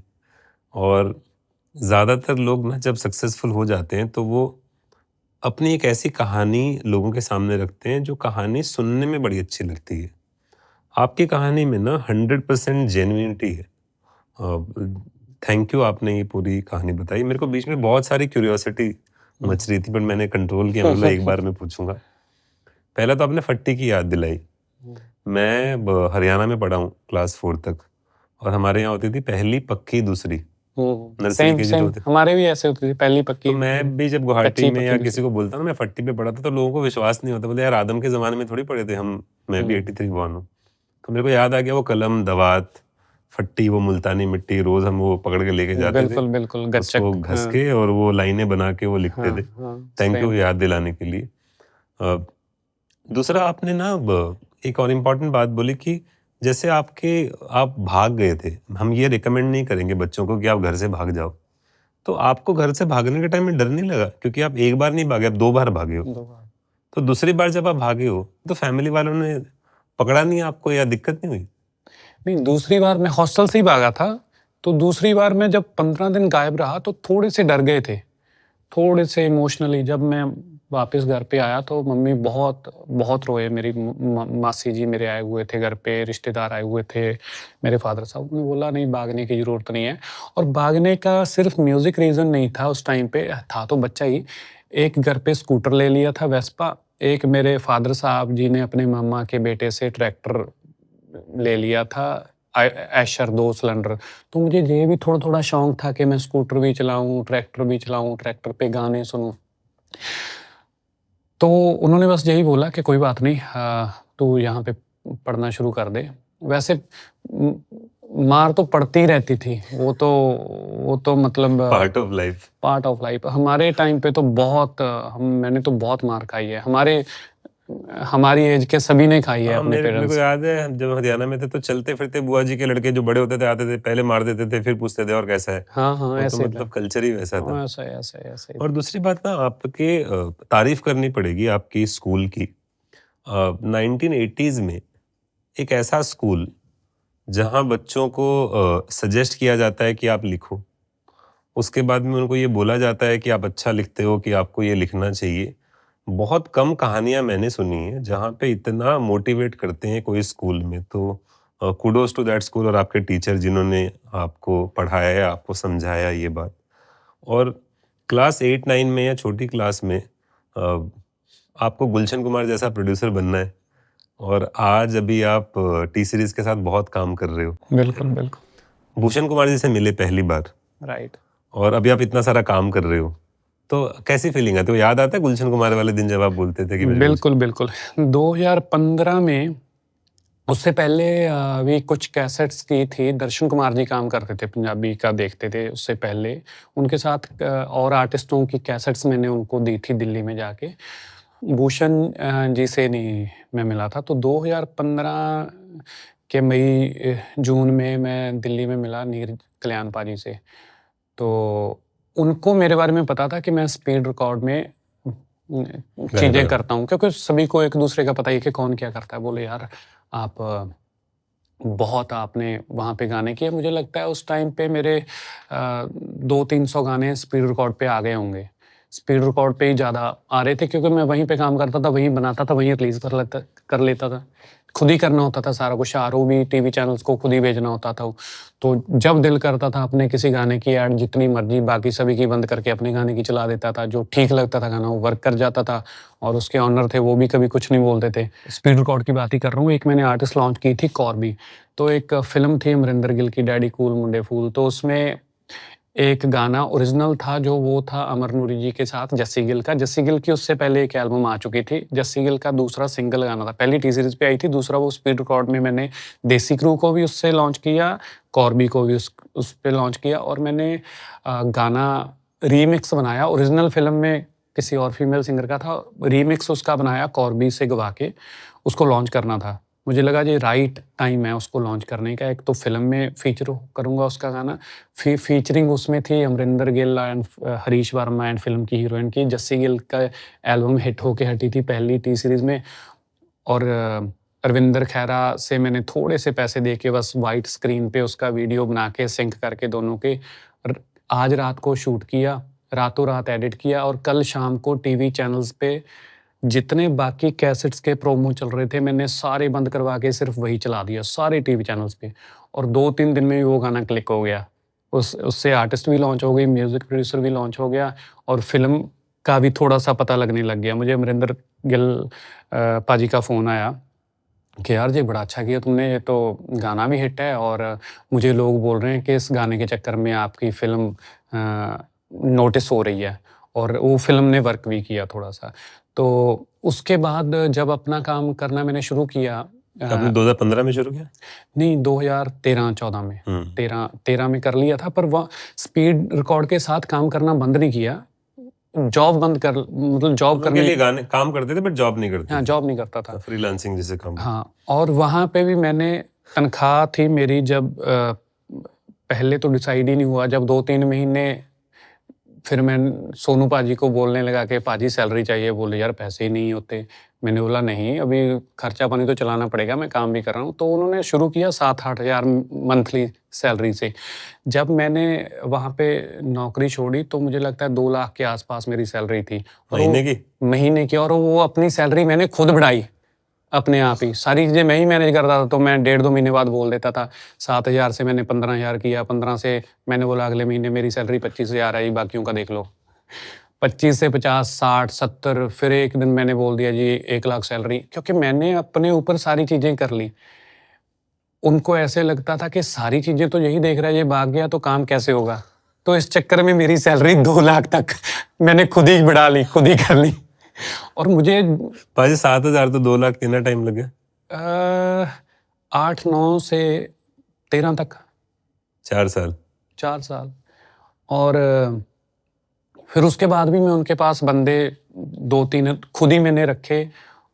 ऐसे ही फ़ोन आया किसी एक लड़के का, वो लड़के का नाम था मैंडी। हेलो जी, मैं काम करना चाहता हूँ। मैंने बोला क्या करना चाहते हो? बोला पता नहीं। मैंने बोला आ जाओ। आया, मैंने उसको बोला ये करना है, ऐसे आरओ भेजना है, ऐसे ये करना है। तो उसको 15-20 दिन काम सिखाया। एक लड़के ने बोला जी मैं ग्राफिक डिज़ाइनर हूँ। मैंने बोला कितना कर लेता है? बोला थोड़ा सा कर लेता हूँ। मैंने बोला आ जाओ। तो उसको बोला अच्छा ऐसे करके सीख ले। तो खुद ही मैं वहाँ पे 2-3 बंदे रख के मैं अकेला ही चलाता था। एक एडिटर होता था, एक मैं होता था, और तो कोई होता नहीं था। एक सोनू पाजी होते थे, बस हम 2-3 लोग ही कंपनी चलाते थे। और हम काम बहुत करते थे, दिन रात काम। मैं रात को 1, डेढ़ 2 बजे घर जाता था, सुबह 9-10 बजे आ जाता था घर से। तो बहुत दिन रात सीखा वहाँ पे रह के। उसी टाइम पे गुरप्रीत मिला। गुरप्रीत ने यहाँ पे बैठ के यूट्यूब का चैनल बनाया स्पीड रिकॉर्ड का। मैंने जालंधर में बैठ के स्पीड रिकॉर्ड का फेसबुक का पेज बनाया। और फिर फेसबुक की ये जैसे जब सब सारी चीज़ें शुरू हो रही थी, तो सबसे पहले मैं ही करता था। मैं लगा रहता था ढूंढने में। फेसबुक पे सबसे पहला जो फेसबुक का पेज है, वो किसी भी सिंगर, पंजाबी सिंगर या आर्टिस्ट से पहले सबसे पहले मैंने अपना बनाया। उससे पहले तो प्रोफाइल या आईडी होती थी, वो मैंने पहले 2-3 भरी अपनी, बंटी बैंस 1, 2, 3, फिर भर के फिर पेज बनाया ऐसे करके। भूषण जी से जब मैंने मिला तो मैं बॉम्बे आया हुआ था 2015 में, उनके साथ गाना किया। और नीरज कल्याण जी को दिल्ली में जब मिला तो वो मेरे से मिले, बोले जी यार हमें गाने करने हैं, इसका करना है, उसका करना है, गिप्पी गरेवाल का करना है, आप स्पीड रिकॉर्ड में जिनको करते हो। मैंने बोला जी मैं तो नहीं स्टार आर्टिस्टों के गाने आपके साथ कर सकता हूँ, मैं तो डेब्यू ही करता हूँ। मैंने उसका किया है, मैंने उसका किया, मैंने उसका किया। बोले हाँ डेब्यू करो। मैंने बोला ठीक है आपके साथ कर लेता हूँ। फिर जॉर्डन संधू का डेब्यू किया मैंने टी सीरीज के साथ। 2015 अगस्त में रिलीज़ हुआ था गाना। वो बना लिया था 2-3 महीने पहले ऑडियो वीडियो। तो मैंने बोला जी मैं डेब्यू आर्टिस्ट होंगे और कोई भी आर्टिस्ट होगा। नीरज कल्याण जी को मैंने बोला कि आप मुझे कभी ना बोलना कि हमें फलाने स्टार सिंगर का आप गाना बना के दो। जो मैं गाना बना के दूंगा, अगर उसका रिजल्ट अच्छा नहीं होगा तो आप ना काम करना मेरे साथ। तो पहला गाना जॉर्डन संधू का किया, मुझ फुट पे गबरू नू, पहला ही सुपर हिट। फिर दूसरा किया गितारविंदर किए का सुपर हिट। फिर एक और किया जैनी जौहल का। जितने भी गाने करते गए नए लोगों के सभी सारे गानों ने वर्क किया। फिर पंजाब में कोई कुछ काम होता था किसी चीज़ के लिए, नीरज जी फ़ोन कर देते थे। फिर उसके 2-4 महीनों बाद मैं बॉम्बे आया हुआ था, तो नीरज जी का वैसे ही फ़ोन आया किसी काम के लिए कि पंजाब में ऐसे-ऐसे करके फलाने आर्टिस्ट ने स्ट्राइक डाल दिया हमारे गाने के ऊपर। मैंने बोला चलो मैं बात करता हूँ। तो स्पीड रिकॉर्ड में काम करने के चक्कर में सभी के साथ कनेक्शन ठीक थे। मैंने बोला यार छोड़ो, अभी मुझे फ़ोन आ गया, वो स्ट्राइक हटा दो। तो उन्होंने स्ट्राइक हटा दी। तो फिर बोले कहाँ पे हो? मैंने बोला बॉम्बे हूँ। बोले आ जाओ ऑफ़िस हूँ मैं। फिर मैं ऑफ़िस गया। उन्होंने बोला बीके सर को भी मिल लेते हैं, तो भूषण सर को मिलाया। तो उन्होंने बोला कि बंटी काफ़ी काम करता है स्पीड रिकॉर्ड के साथ, ऐसे चीज़ें करता है। तो भूषण जी ने बोला यार हमारे साथ भी काम करो। तो उनको भी मैंने डे 1 ही बोला कि सर मैं ऐसा है कि मैं स्टार आर्टिस्टों के साथ तो काम करता नहीं हूँ। मेरा तो अपना तरीका है, नए आर्टिस्टों के साथ करता हूँ। या डेब्यू होता है, या जो मेरे साथ काम कर रहे होते हैं, या कोई पता नहीं कौन, कोई जतिंदर सिंह हो, गुरविंदर सिंह हो, उनका गाना आपको बना के दे दूँगा। और वो पर कंटेंट मेरा वर्क करता है, आपके पास ये गाने हैं। बोले हाँ कोई दिक्कत नहीं है, ऐसे करो। मैंने बोला फिर हम जब एग्रीमेंट किया करेंगे तो उसमें ये मेंशन नहीं होगा कि किस आर्टिस्ट का गाना होगा। तो बोले कि ठीक है कोई दिक्कत नहीं है। उन्होंने राज को बुलाया, राज चन्ना को। बोले बंटी पाजी का जो भी गाना होगा उसमें आर्टिस्ट मेंशन नहीं होगा, सिर्फ एग्रीमेंट बना करेगा कि 10 गाने दे रहे हैं, आर्टिस्ट जो गाना जो इन्होंने लिखना होगा अपने आप लिख दिया करेंगे नेक्स्ट में। तो आज तक ऐसे ही चल रहा है। पाजी आप ये इतना कुछ कर रहे थे, उस बीच में आपने बंटी बेंस प्रोडक्शन के बारे में कब सोचा और कब शुरू किया? कर तो शुरू उसके 7-8 में साथ में लिया था, थोड़ा शुरू, पर अच्छे से शुरू किया स्पीड रिकॉर्ड छोड़ने के बाद। फिर उसके साथ ही फिर इवेंट्स करने भी शुरू कर दिए साथ में। फिर ये भी सपना था पहले से ही कि यार अच्छा गीतकार का क्यों नहीं ऑफिस हो सकता, गीतकार का क्यों नहीं स्टाफ हो सकता, सिंगर का ऑफिस ही क्यों होता है, चाहे 2-4 लोग ही होते थे सिंगर के ऑफिस में, म्यूज़िक लेबल का क्यों ऑफिस होता है। तो ये था कि यार मेरा ऑफिस हो बहुत बड़ा, उसमें बहुत सारे लोग हों काम करते हुए, पर ये नहीं पता था कि लोग करेंगे क्या एक लिरिसिस्ट के ऑफिस में। तो फिर म्यूज़िक के आसपास की चीज़ें शुरू की, इवेंट्स अपने कुछ, फिर आप जैसे लोगों से पता चला कि अच्छा ये आईपी होती है, ये चीज़ें होती हैं, फलाना, वो चीज़ें थोड़ी-थोड़ी शुरू की, फिर वेब चैनल शुरू किए, कुछ ये शुरू किया, फिर और आर्टिस्टों को मैनेज करना शुरू किया, फिर और म्यूज़िक रिकॉर्ड लेबल मैनेज करने बहुत सारे शुरू किए, एएनआर बहुत सारे म्यूज़िक लेबल्स अभी हम मैनेज करते हैं। तो फिर वो सपना भी पूरा हो गया कि ऑफ़िस हो, अपना लोग हों और चीज़ें चलती हों। और सब ठीक चल रहा है आज तक। जैसे अभी आप इंट्रो में आपने बोला था जोश बराड़ तेरे बिना ना गुजारा, तो मैंने सभी म्यूज़िक लेबल्स को बोला, Sony music, Universal, Saregama, Times, Speed Records, सभी को बोला कि ये लड़के के ऊपर 5 साल से काम कर रहे हैं, इसका डेब्यू करना है और इसका पहला ही गाना सुपर हिट होगा और ये ऐसे-ऐसे परफ़ॉर्म करेगा 1 डेढ़ घंटा। जब पहले दिन ही परफ़ॉर्म करेगा तो लोगों की आँख नहीं झपकेगी जब ये परफ़ॉर्म करेगा।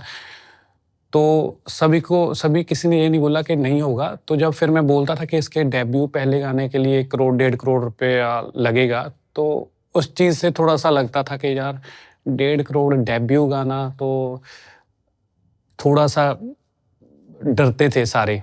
फिर उसके बाद सोचा खुद ही रिलीज़ कर लेते हैं, खुद रिलीज़ करने लगे थे। सोनू जी ने बोल दिया नहीं, नहीं चलो मैं ही रिलीज़ करता हूँ। फिर उन्होंने वो रिलीज़ किया गाना, वर्क किया। उसके बाद फिर सभी ने बोला कि हाँ यार बंटी जैसे तुमने बोला था वैसे हुआ है। तो अब तो आपके पास बहुत सारे ऑफर होंगे, बहुत। तो इनकैश कर रहे हो सारे? वो डे 1 से, पहले दिन से पैसों का नहीं लालच रहा और मेरे साथ जितने आर्टिस्ट काम करते हैं उनको भी मैं बोलता हूँ कि आर्ट को प्रायोरिटी देनी है, पैसे तो उसके आस-पास आ ही जाते हैं। वाह! तो पाजी पता है मैं आपकी कहानी सुन के ना मैं कितनी सारी सीख ले सकता हूँ। जैसे आपने कहा कि आर्ट को प्रायोरिटी देनी है, पैसे तो आ ही जाते हैं। दूसरी बात है कि मोड़ तो आते रहेंगे, बिल्कुल। आपको लॉस होता रहेगा, कोई चीज़ नहीं चलेगी, उसको बहुत जल्दी मूव ऑन करना है आपको उसको। दूसरी बात, जो भी स्किल आपको अपने काम और अपने सपने को पूरे करने के लिए चाहिए, वो आपको सीखनी पड़ेगी, उसके लिए कॉन्फिडेंस चाहिए। जैसे आपने वो कैसेट वाली कहानी सुनाई ना, कि आपने प्रिंटिंग भी करवा ली, कैसेट प्रोड्यूस भी करवा ली, ओरिजिनल नहीं मिल रही थी, पुरानी वाली पे करवा लिया और वहाँ जाके खड़े हुए ऐसा लगा कि यार ये इज़्ज़त नहीं दे रहा है। तो बहुत बार क्या होता है ना कि आदमी टूट जाता है अंदर से, क्योंकि वो उम्मीद लगा के बैठ जाता है दूसरे किसी बंदे से कि यार वो मेरे को इज़्ज़त नहीं दे रहा है, मेरा काम ख़राब है। आपने जितनी आसानी से वो बात बताई ना कि आपने अंदर से एक कैसेट निकाली, आपने उसको बोला कि यार ये कैसेट बाहर तो रख दे, वो कोने में रखी हुई थी, वो इरिटेट हो रहा था, उसके बाद भी आप इरिटेट नहीं हो रहे थे, आप बैठे थे। फिर आपने वो फैमिली की आवाज़ सुनी, वो औरत ने कैसेट पे हाथ लगाया, आपने उसको 20 रुपए की जगह 17 रुपए बताया। ये बहुत छोटी-छोटी चीज़ें हैं, बट ये छोटी-छोटी चीज़ें आपके एटीट्यूड की बहुत बड़ा रिज़ल्ट लेके आती हैं। मैं एक्सपेक्ट करता हूँ कि जो भी इंसान, पहली बात तो मैं बहुत प्राउड फ़ील कर रहा हूँ कि आप ये कहानी इतनी आसानी से हमको बता रहे हैं। अगर किसी कहानी से सीखने को मिलेगा किसी आर्टिस्ट या बिजनेसमैन को म्यूजिक के अंदर, वो ये कहानी है। इससे सीखने के लिए बहुत कुछ है। कितनी कमाल की बात है। पाजी बहुत मज़ा आ रहा है, ठीक है। ते ਅਸੀਂ ਨਾ पोस्ट ਕੀਤਾ ਸੀ सोशल मीडिया ਤੇ। हाँ जी। और ਜਿਹੜੇ ਵੀ ਸਾਡੇ ऑडियंस, सॉरी जितनी भी हमारी ऑडियंस है, हम उनको अलाउ करते हैं कि कोई भी सवाल आपसे पूछ सके। तो हमारे ऑडियंस में कुछ कुछ लोग बेसिक सवाल भी पूछते हैं, बिकॉज वो अपकमिंग और इमर्जिंग लोग हैं। तो मैं सारे एक एक सवाल करके आपसे लेता हूँ। उसके बीच में जो मेरे सवाल बचे हैं वो भी मैं आपसे पूछ लूँगा। सही है। पहला सवाल है, ह्यूज फैन हेयर, आप क्या एडवाइस देना चाहेंगे एक नए आर्टिस्ट को जिसके पास म्यूजिक प्रोडक्शन के लिए ज़्यादा बजट नहीं है? म्यूजिक प्रोडक्शन के लिए बजट नहीं है, सिंगर होंगे शायद कोई। भाजी आज की डेट में तो बहुत आसान है कि कितनी सारी म्यूज़िक की बीट्स भी मिल जाती हैं, यूट्यूब पे भी डाली होती हैं लोगों ने, आप सर्च करोगे, इंस्टाग्राम पे भी डालते हैं लोग, बहुत कम पैसों में वो दे देते हैं। बस खाली आपको कोई स्टूडियो में किसी में या तो इंस्टाग्राम पे इतने आपको बच्चे मिल जाते हैं नए जो रीमिक्स करते हैं, आप उनको बोलोगे कि मैं आर्टिस्ट हूँ, ओरिजिनल गाना गाना चाहता हूँ, लिखने वाले बहुत मिल जाते हैं, उससे आप गाना ले सकते हो। इंस्टाग्राम पे रीमिक्स करने वाले जो जिनके अभी वायरल भी होते रहते हैं, बहुत अच्छा काम करते हैं। अभी भी एक लड़का है कोच साहब, उससे मैंने 4-5 दिन पहले एक गाना बनवाया है। उसके 2 गाने वायरल हुए थे, सारेगामा के पुराने गाने उसने रीमिक्स करके डाले थे। तो उसने बहुत अच्छा म्यूज़िक बना के भेजा। तो मैंने उससे पूछा तेरा तू कैसे गाना बनाता है? बोला कि मेरा अभी मुझे वो नहीं आता बनाना कि पहले आपको बीट बना के भेजूँ या मुझे वोकल हो आप दे दोगे तो मैं उसके ऊपर गाना बना दूँगा। तो अभी तो बहुत सारी ऑप्शंस हैं। प्रोडक्शन के बिना खर्चे के आप किसी के साथ कोलैबोरेट करके बना सकते हो। आप उससे बात कर सकते हो कि इकट्ठे तू अपनी आर्ट दे, इसमें मैं अपनी आर्ट देता हूँ। तो इसमें से इसको इकट्ठे मिलके रिलीज़ करते हैं, अगर चल गया तो उसको मिल बाँट लेंगे।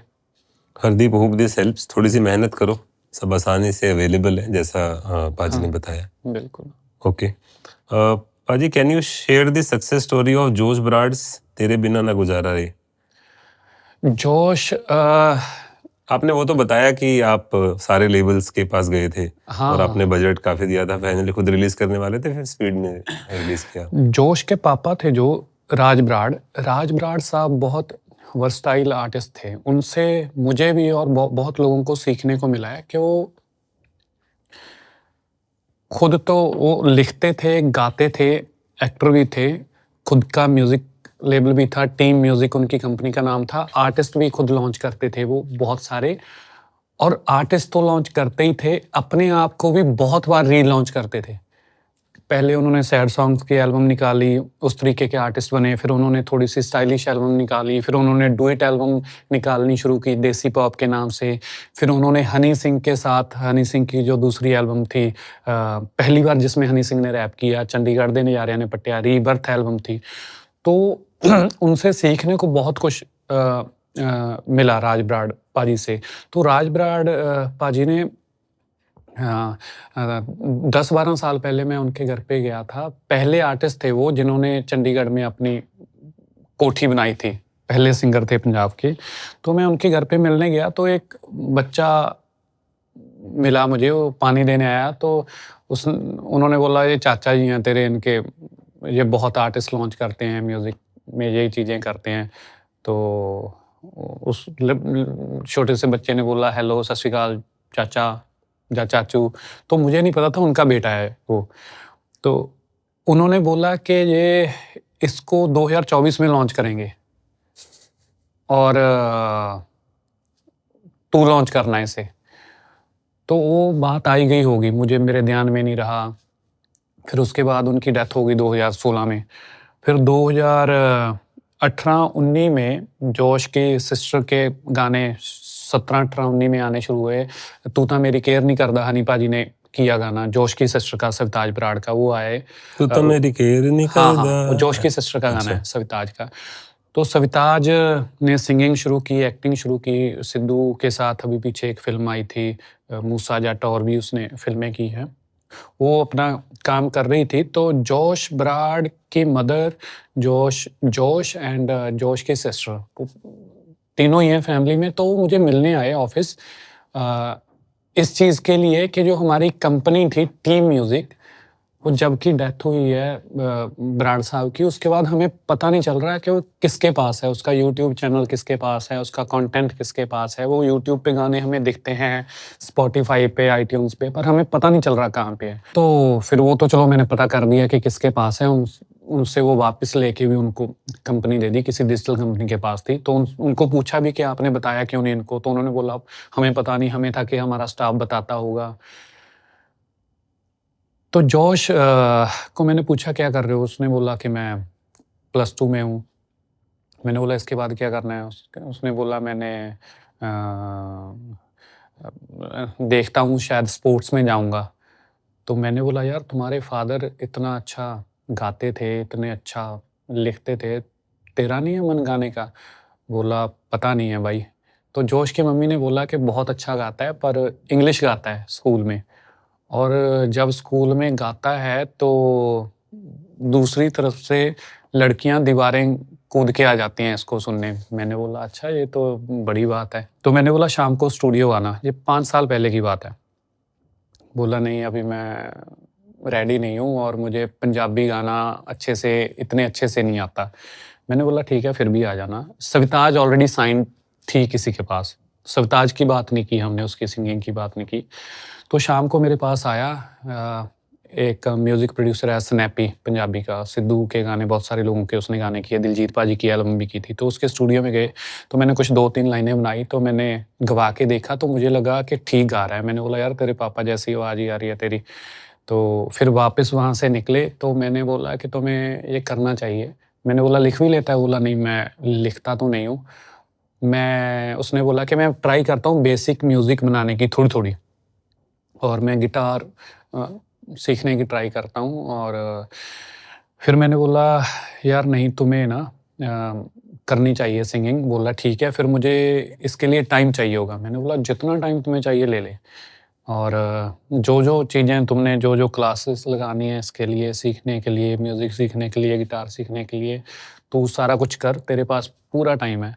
तो फिर उसने पूरे 5 साल गिटार सीखी, म्यूज़िक बनाना सीखा, लिखना सीखा, गाना सीखा। फिर 5 साल 5 साल फिर मार्शल आर्ट सीखी, फिर डांस सीखा, और 5 साल तक उसने एक दिन मेरे से ये नहीं पूछा कि मुझे कब लॉन्च करोगे आप। जो क्लास उसे बोलते रहे क्लासेस लगाने के लिए कि ये फलानी जगह जा, ये सीख, वो सारा कुछ करता रहा। तो जब उसको लॉन्च करने का टाइम था, ब्राड साहब ने बोला हुआ था कि 2024 में लॉन्च करना है, तो ये था कि इसको लॉन्च करेंगे। मैं और गुरप्रीत पाजी जब बात करते थे कि इसने अपना 100% दिया है 5 सालों तक। अगर इसकी लॉन्चिंग में कोई गड़बड़ होती है तो इसकी कोई गलती नहीं है, हमारी गलती होगी। अगर हम इतने एक्सपीरियंस के साथ आज भी इसका डेब्यू बेटर नहीं कर पाए इतने आर्टिस्टों को लॉन्च करके, तो फिर तो हम क्या ही करेंगे जब इसने अपना 100% दे दिया। तो फिर उस हिसाब से उसके काफ़ी गाने बनाए।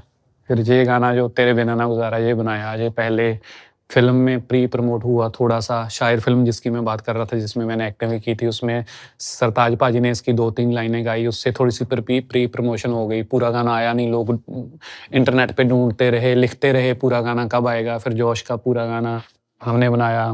पाकिस्तान की एक्ट्रेस हैं किंज़ा हाशमी, उनको लिया। हमें था कि थोड़ा-सा कव्वाली और मॉडर्न है कि पाकिस्तान की और मिडल ईस्ट की और इंडिया की सारी ऑडियंस हमें इसमें मिल जाएगी। फिर जब लॉन्च किया तो मैं, गुरप्रीत पाजी और मनदीप पंगू हैं कैलिफोर्निया से, इंस्टेंट बॉलीवुड जिनका है, और भी हम तीनों काफ़ी काम इकट्ठे करते हैं। तो हमने पूरा उसको प्लान करके उसकी मार्केटिंग जितने अच्छे से कर सकते थे हमने किया, जितने फेवर ले सकते थे हमने लोगों से लिए, तो और वो वर्क कर गई चीज़।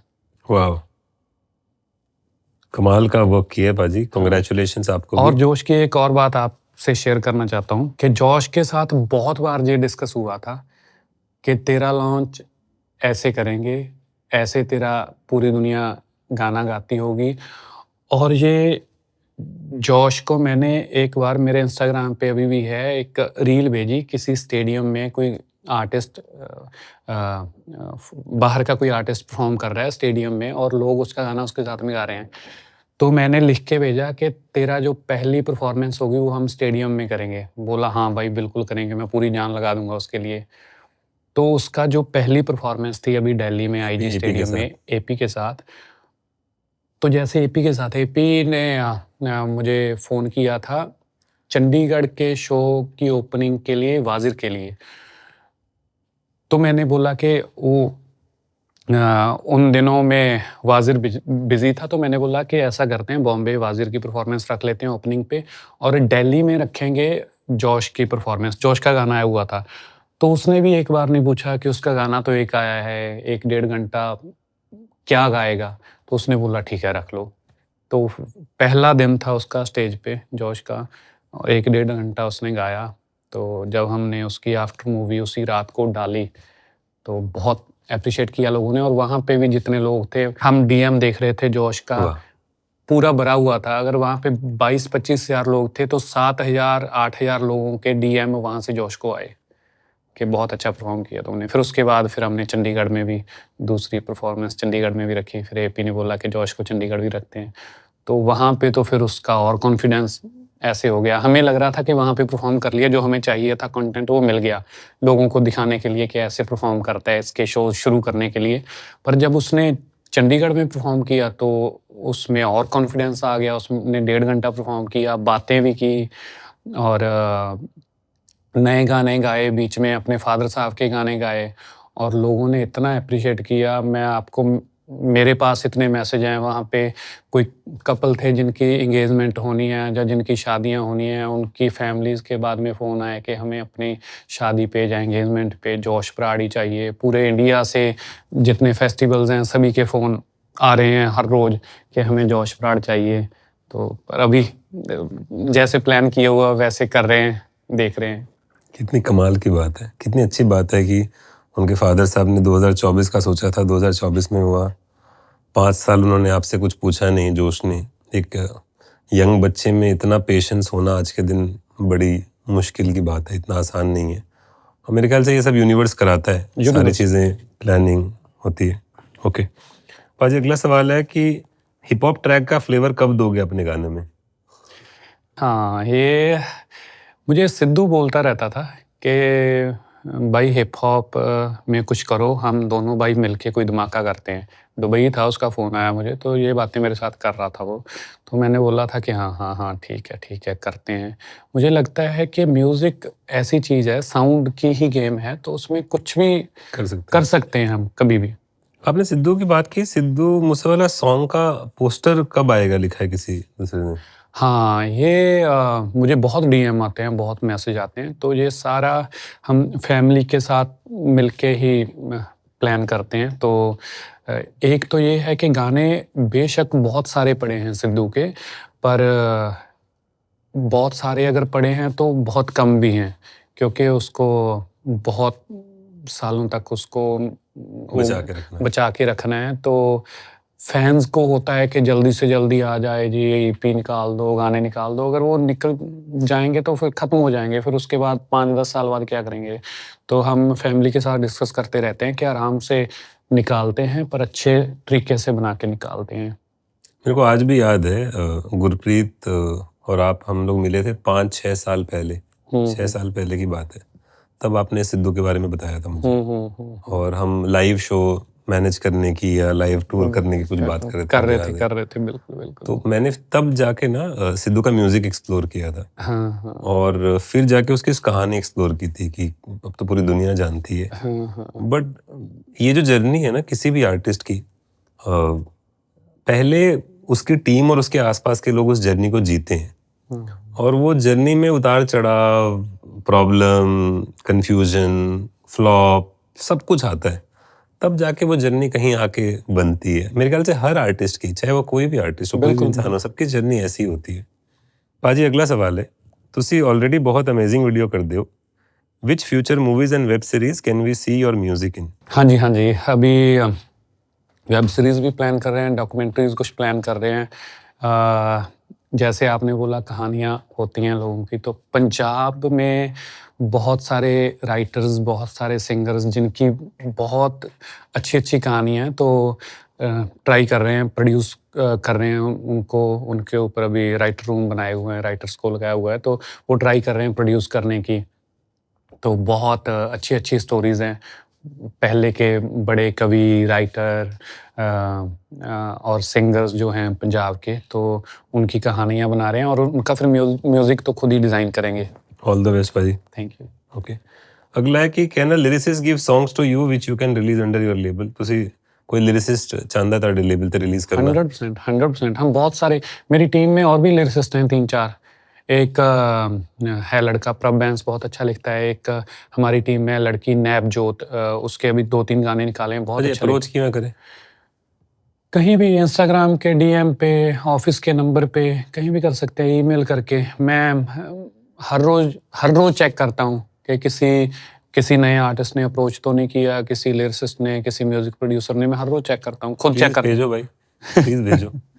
और कि नए आर्टिस्ट को लॉन्च करने के लिए कॉन्ट्रैक्ट में क्या क्या कंडीशन होते हैं आपके?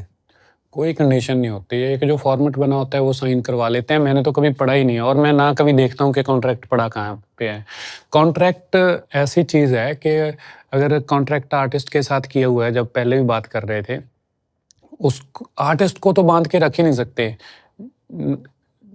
अगर उसको हम कॉन्ट्रैक्ट करके बोलेंगे कि आपको गाने गाने हैं या लिखने हैं या म्यूज़िक बनाना है, तो वो कैसे ही मजबूर होके कैसे बना देगा। अगर उसको उसने जाना है तो कभी भी जा सकता है, तो ऐसा कुछ नहीं है। ओके, अगला सवाल है, despite so much work why have you been just a low key behind the scene person? आपने इतना सारा काम किया फिर भी आप इतना लो की कैसे रहते हो? और एक और सवाल था, किसी ने मेरे को पूछा भी था कि पंजाब में जनरली कल्चर है कि जैसे आपका गाना हिट होता है तो आपके कपड़े, आपकी गाड़ियाँ, आपके आसपास 2-4 लोग, ये मतलब जनरल एक कल्चर है एक टॉर बनाने की। तो आप ऐसा क्यों नहीं करते कुछ भी? हाँ, मैं ऐसा करता नहीं हूँ अभी भी। जैसे पंजाब पुलिस की सिक्योरिटी है, बहुत सारे गनमैन्स हैं, तो मुझे तो थोड़ी-सी शर्म आती है जब उनके साथ जाता हूँ। जब कभी कहीं शादी पे या कहीं इवेंट पे कहीं पे जाता हूँ, तो मैं उनको बोलता हूँ, यार बाहर ही रुक जाना, मैं अकेले ही जाता हूँ। गाड़ियों की जैसे बात की, मैंने भी ली रंग-बिरंगी गाड़ियाँ बहुत, पर वो मैंने इस चक्कर में नहीं ली कि टॉर बनानी है। मैंने उस चक्कर में ली कि एक लिरिसिस्ट भी रंग-बिरंगी गाड़ियाँ घूम सकता है। ले सकता है, घूम सकता है। मैंने उस चक्कर में लिया, ऐसा कुछ नहीं कि मुझे शौक था। सिर्फ़ उस बात जो मेरे बचपन से दिमाग में थी, जो आर्टिकल पढ़े हुए थे गीतकारों के, कि सिंगर ने तो गाड़ियाँ ले ली, ये कर लिया, वो कर लिया, मेरा कुछ नहीं बना। तो वो चीज़ सिर्फ़ एक पूरी करने के लिए वो चीज़ें की। वाह! ओके, अगला नाम है कि मेरा नाम ध्रुव है and I have one question for Bunty Bains. Which things do you see in an artist to contact or sign her, और how much money you need to get started music?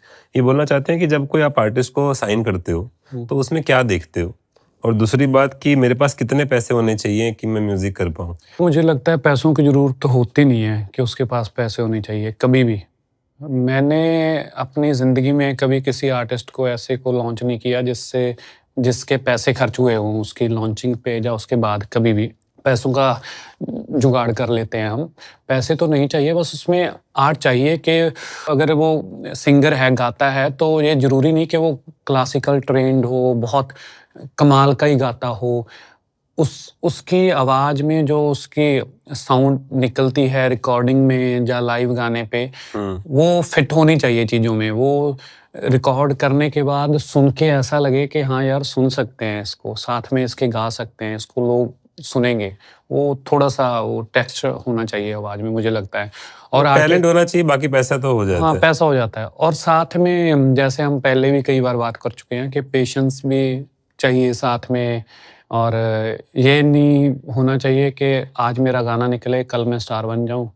और पैसों के बारे में सोच के तो बिल्कुल नहीं आर्टिस्ट किसी को बनना चाहिए कि मैं आर्टिस्ट बन के बहुत पैसे कमाने के लिए मैंने आर्टिस्ट अगर बना। आपका आर्ट अच्छा होगा तो आप पैसे कमा ही लोगे, अपने बट आप। अगर हाँ पैसा कमाने का प्लान है तो फिर रास्ता प्रॉब्लम हो जाता है। बिल्कुल। ओके भाजी, तुसी बहुत जगह बोले है कि आपने ना गाने नहीं बेचे अपने, तो बट जैसे आपने स्पीड रिकॉर्ड्स के लिए गाने लिखे मिस पूजा के लिए, तो वो गानों के राइट्स तो उनके पास ही होंगे, आपके पास थोड़ी होंगे। सो ऐसा है कि बहुत सारे गाने बहुत सारे लेबल्स को या डिस्ट्रीब्यूटर्स को लाइसेंस पे हैं। जैसे सोनी के पास बहुत सारे गाने लाइसेंस दिए हुए हैं टाइम पीरियड के लिए। ऐसे ही बहुत सारे लेबल्स के पास एक आध लेबल को तो छोड़ लिरिक्स के का लाइसेंस दिया हुआ आपने? पूरे कंटेंट का। पूरे कंटेंट का, अच्छा। हाँ, वो लाइसेंस है। उसके बाद वो रिन्यू करना होगा, तब देखा जाएगा, नहीं तो फिर वापस कंटेंट। ये आइडिया कहाँ से आया आपको, मेरे को बताओ, क्योंकि 10-15 साल पहले कोई भी आदमी अगर ऐसी बात करे तो लोग तो उसके साथ काम ही नहीं करते थे, बोले पागल है कैसी बात कर रहा है। ये तो 2012 में अमेंडमेंट आया है, बहुत जावेद साहब ने, इतने सारे लोगों ने मिलके, IPRS ने, म्यूजिक इंडस्ट्री ने काम किया, इतने सारे आर्टिस्ट, तब जाके ये सब चीजें अब धीरे धीरे लोग जानने लगे। तो आपको कैसे पता था 10-12 साल पहले जरूरी है? ये मैं जैसे आपको बताया कि स्कूल टाइम पे मैं कैसेटों के पीछे से ये चीज़ें देखता रहता था, तो उसके बाद फिर ये मैं ढूंढता रहता था, कहीं कोई आर्टिकल रीड कर लिया, कहीं कुछ पढ़ लिया, कहीं कुछ पढ़ लिया। तो उससे मुझे आइडिया था कि ये लाइसेंसिंग की गेम होती है। तो पाजी जैसे अभी स्ट्रीमिंग आई, स्ट्रीमिंग आने के बाद बहुत ही नॉन पायरेसी, मतलब ऑफिशियली नंबर्स आने लग गए, यूट्यूब आया, अब तो IPRS के भी रेवेन्यू काफी बढ़ गए हैं। तो आपके एज अ लिरिसिस्ट जो आपको रॉयल्टी आती है उसमें भी काफी बदलाव आया है? काफ़ी उसमें काफ़ी ठीक अच्छे खासे पैसे आते हैं अब, बहुत ठीक पैसे आते हैं। कितने ठीक? मुझे लगता है कि साल का 25-30 लाख आ जाता होगा IPRS से? IPRS से। कितनी अच्छी बात है, मतलब बिल्कुल, सिर्फ लिखे हुए पुराने गानों का, ये सिर्फ राइटिंग का आपका? सिर्फ राइटिंग और राइटिंग कंपोजर। और उसमें क्या है कि ज़्यादा इसलिए भी आ जाते हैं कि बहुत सारे गाने खुद प्रोड्यूस किए हुए हैं, तो उसके भी एज अ प्रोड्यूसर भी पब्लिशर भी आ जाते हैं, कंपोजर भी आ जाते हैं और एज अ लिरिसिस्ट भी आ जाते हैं। और अच्छी बात यह है कि धीरे धीरे धीरे और बढ़ रहा है, बढ़ ये रहा है, नंबर बढ़ रहा है। बढ़ेगा ही। बिल्कुल और आपने IPRS और कोरियन कॉपीराइट एसोसिएशन के साथ अभी रिसेंटली कैंप वो भी किया था, कैंप भी किया सॉन्ग कैसा राइटिंग। एक्सपीरियंस आपका सॉन्ग कैंप का? वो बहुत अच्छा एक्सपीरियंस रहा। तो हमने मिलके पहले दिन डिसाइड किया था कि मैंने बोला कि हम 20-25 गाने बनाएंगे। सभी को लग रहा था कि 5-10 गाने बना लेंगे। मैंने बोला नहीं, 20-25 गाने बनाएंगे, पर हमने 35 से 40 गाने बनाए एक वो हफ्ते कब में। रिलीज होंगे? वो सभी उसके ऊपर क्योंकि आर्टिस्ट इतने सारे थे तो टर्म एंड कंडीशंस वो उसके सभी के ऊपर। अभी जैसे वो गाने बन गए, उसमें कोरियन आर्टिस्टों ने लिरिक्स भी दिए हैं, वो प्रोड्यूस भी किए हैं, उन्होंने गाया भी है। सेम ही इधर वाले आर्टिस्टों ने के लिरिक्स भी हैं, गाया भी है, प्रोड्यूस भी किए हैं। तो अभी वो सारा इकट्ठा हम प्लान कर रहे हैं, उनके म्यूज़िक वीडियो भी कर रहे हैं कि कुछ ऐसा हम ट्राई कर रहे हैं कि कोई फेस्टिवल या कोई इवेंट कोई ऐसा कुछ 1-2 दिन का रखें कि वहाँ से आर्टिस्टों को इधर बुलाएं जाए, यहाँ से सेम आर्टिस्ट उधर लेके जाएं, ताकि वो एक हफ्ते 10 दिन में सभी के म्यूजिक वीडियो भी बन जाएं। उसकी वेट कर रहे हैं, बस अभी प्लानिंग में है। ऑल द बेस्ट पाजी, थैंक यू। इसके लिए भी। पाजी मेरे को ना अब एक लास्ट सवाल है मेरा जो ऑडियंस ने भेजा है, बट मैं चाहता हूँ कि वो सवाल का जवाब ना प्रॉपरली पूरा अच्छे से दे। और उसके बाद मेरे को एक रिक्वेस्ट भी है। किसी ने लिखा है, will you further work more with movies as a director producer? और आपकी लव स्टोरी क्या है? What is your love story? वाह वाह वाह। हाँ, एज अ प्रोड्यूसर तो मुझे लगता है कर ही सकते हैं, प्रोड्यूस तो चीज़ें कर ही सकते हैं, क्योंकि म्यूज़िक के आसपास फिल्मों में मैं रहता ही हूँ। काफ़ी फिल्में को प्रोड्यूस भी की हैं और बहुत सारी फिल्मों में एसोसिएट रहा हूँ। पंजाबी की फिल्मों में सर से पाँव तक सीखा है मैंने। 2-3 पंजाबी फिल्मों की सारी पोस्ट प्रोडक्शन सर से पाँव तक की है, प्री प्रोडक्शन की है, फिल्म के सेट पे जाके सारा कुछ सीखने के लिए देखा है मैंने। अमरिंदर गिल पाजी की फिल्में हैं, जैसे एक अभी पीछे फिल्म थी एमी विर्क और देव करोड़ की मौड़, तो उसकी सीखने के लिए पोस्ट प्रोडक्शन मैंने उनको सभी को बोल के खुद की, मतलब दिन रात 1-1.5 महीना लगा के मैंने एक-एक चीज़ सीखी कि अच्छा कैसे क्या-क्या चीज़ें, क्या प्रोसेस होता है। और मेरी जो लव स्टोरी है वो बहुत लंबी है, शॉर्ट में सुना देता हूँ। 3rd और 4th में मैं और मेरी वाइफ इकट्ठे थे, फिर 3rd, 4th, 5th में, 6th में फिर मैं आ गया हॉस्टल। फिर उसके बाद 8th में मैं स्कूल के प्राइवेट स्कूल में था, तो फिर 9th +1 +2 में फिर हम इकट्ठे थे। वो मेरी बुआ जी का गाँव है तनेठा, जो है मेरा बर्थ प्लेस तो है लौंगोवाल संगरूर डिस्ट्रिक्ट में, पर बड़ा मैं तनेठा में हुआ।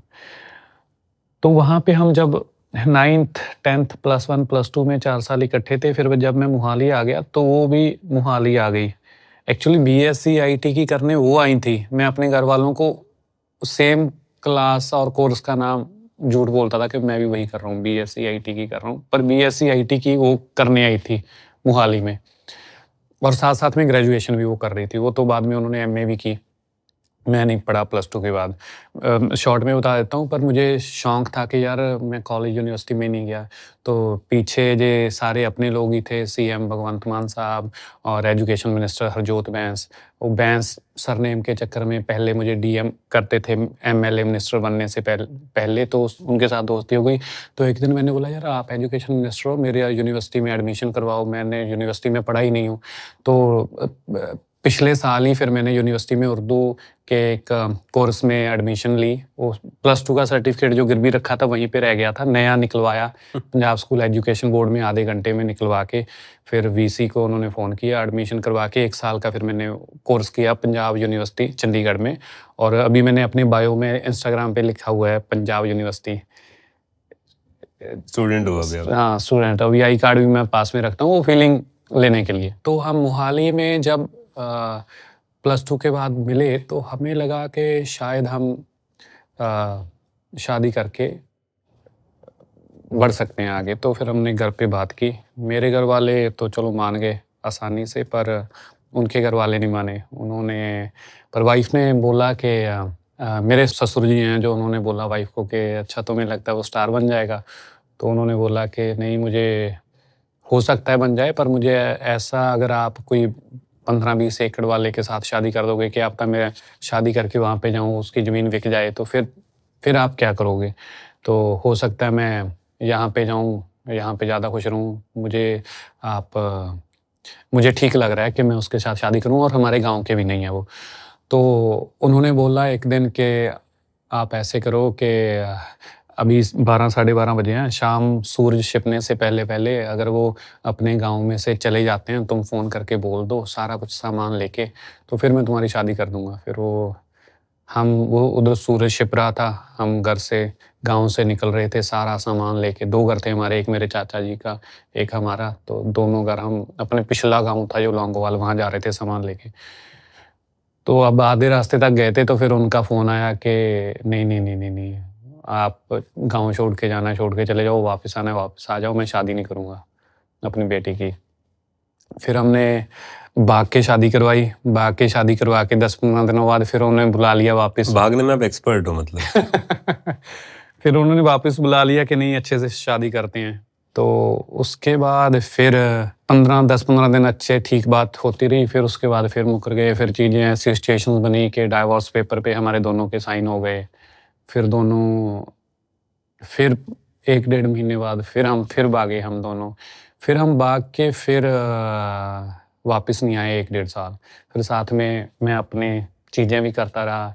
वो जो मल्टी एल्बम्स जो मैं बोल रहा हूँ, रेड स्पॉट जिसमें मैं जॉब करता था, वो उसी टाइम की बात है। डेवी पाजी ने बोला कि 5,000 सैलरी मिलेगी, नई कंपनी खोल रहे हैं 2 लड़के, एक पटियाला तो आप के। मतलब 20-21 साल के उम्र में शादी हो गई थी आपकी? 20 साल में।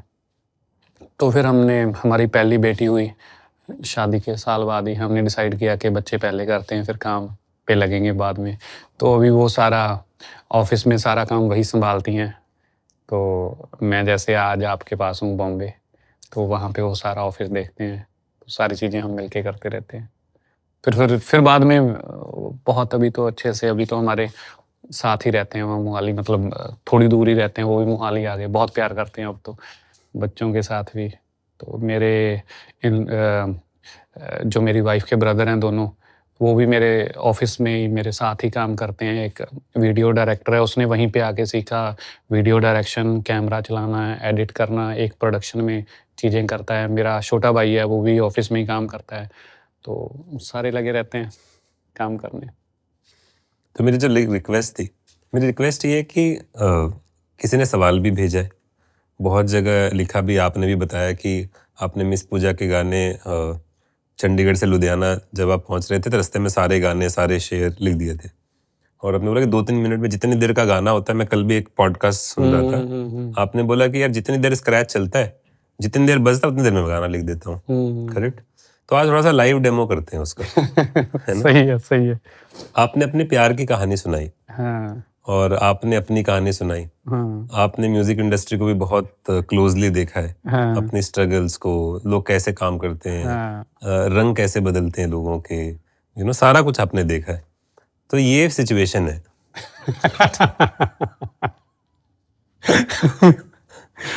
इस सिचुएशन पे एक मुखड़ा भी चलेगा, मुखड़ा एक अंतरा भी होगा तो चलेगा। हाँ, वो अभी बनाना है आपको, और हम उसको गा के खत्म करेंगे आज का पॉडकास्ट। सही है। तो वैसे इतनी अच्छी लाइनें नहीं है, पर फिर भी गुनगुना देता हूँ दिमाग में जो बनी है। मैनू सद्दिया मोहाली तो प्रेम नाल नी, पॉडकास्ट च बैठा तरसेम नाल नी। मैनू सद्दिया मोहाली तो प्रेम नाल नी, पॉडकास्ट च बैठा तरसेम नाल नी।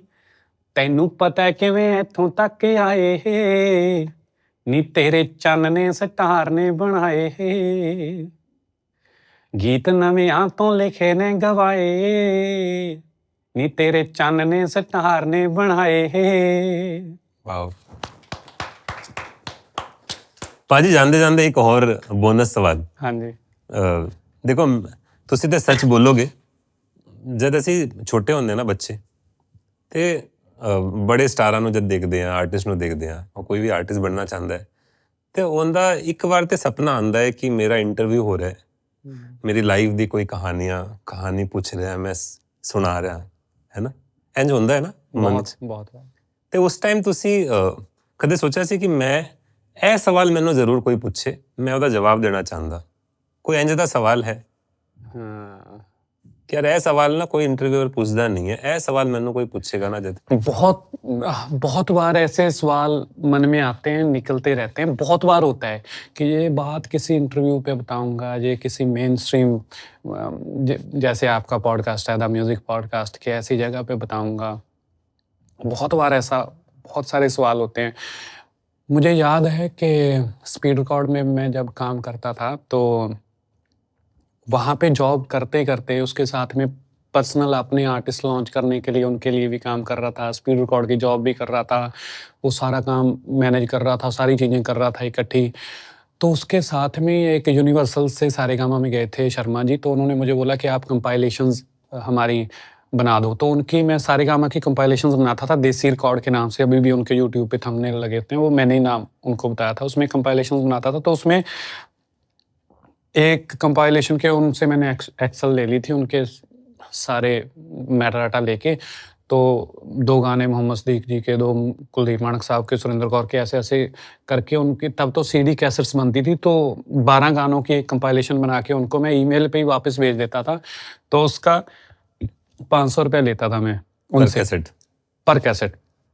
तो हर रोज कभी मैं 4 बना देता था, 4 को बनाने में लगते थे 5-10 मिनट, कभी कभी 8 बना देता था। तो मैं कैलकुलेशंस करता था कि वो अच्छा आज इतने पैसे बन गए, और उस पर कुछ नहीं लगता था, कोई मेहनत नहीं, कोई कुछ नहीं, बस टक टक टक टक भेजा।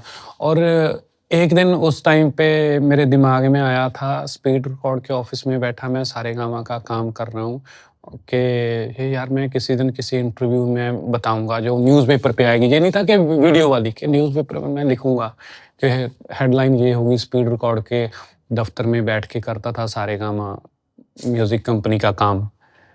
तो ये एक सवाल था, अभी आपसे याद आ गया। ऐसा सपना ਅਸੀਂ पूरा कर देंगे। सही है। ठीक है बाजी, बहुत मजा आया। आई होप आपको भी मजा आया हो। बाजी थैंक यू सो मच। और ये मैं अपनी खुशकिस्मती समझता हूँ, जैसे आप मुझे पहले भी ऑल अबाउट म्यूजिक पे भी लेके आए। हम दिल्ली में मिले थे पहली बार, जब सिटीज़ में करके, फिर मेन यहाँ पे 2018 में होना था ना ऑल अबाउट म्यूजिक, जब आपने मुझे इंटरनेशनल पैनल पे बिठाया था, सैमुअल स्टैन, सैड बिस्ला, सानूजीत सोनी से, तो अतुल सर थे मॉडरेटर। तो आपको नहीं पता, वो सपने होते हैं, वो मेरा सपना ही था कि उससे पहले मैं गौरव की कॉन्फ्रेंसेस ये वो सारे देखता रहता था ऑनलाइन। मुझे लगता था मैं भी वहाँ पे बैठ के कोई बात करूँगा, और वो सपना आपने पूरा किया मेरा, और आपने बहुत सारे लोगों के सपने पूरे किए। आपकी कॉन्फ्रेंस पे बहुत सारे लोग मुझे मिले, मैं बहुत सारे लोगों को मिला। जैसे वहाँ पे मुझे सारेगामा से रचना काम करती थी, वहाँ पे वो मिले, रचना एंड ऑल। रचना सपना वो काम करते थे, उसी कॉन्फ्रेंस पे मिले। उन्होंने बोला कि हमने गाने करने हैं, किसके करने हैं? मैंने बोला बादशाह का कर लो।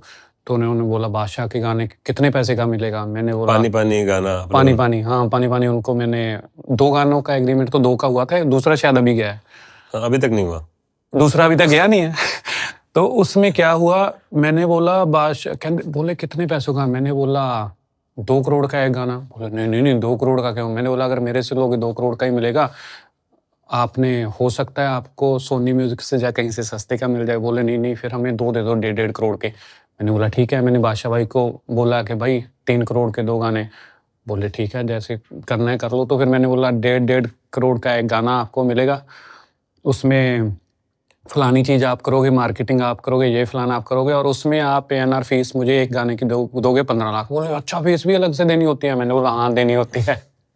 तो उन्होंने मुझे फीस भी दी, वो गाना भी किया, और उन्होंने बोला ये आपकी गारंटी है ना, जो आप गाना लेके दे रहे हो वो चलेगा? मैंने बोला हाँ, जो आप इधर उधर से लोगे उसकी गारंटी नहीं, चलेगा या नहीं चलेगा, जो हम मेरे थ्रू ले रहे हो वो तो पक्का चलेगा। वो सच में वो गाना इतना चला।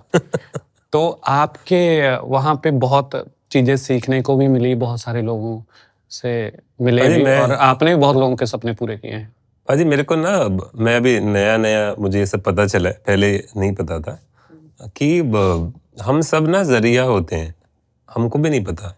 मैंने जब ऑल अबाउट म्यूजिक शुरू किया था, मुझे नहीं पता था कि ऐसा कुछ होगा। अपना तो एक ही मकसद था कि सीखने के लिए कुछ मिल नहीं रहा, तो बाहर कॉन्फ्रेंसेस अटेंड की, सोचा कि इंडिया में नहीं हो रहा है तो इसी बहाने लोगों से मिल लेंगे, और इसी बहाने क्या और भी लोग एक दूसरे से मिलेंगे।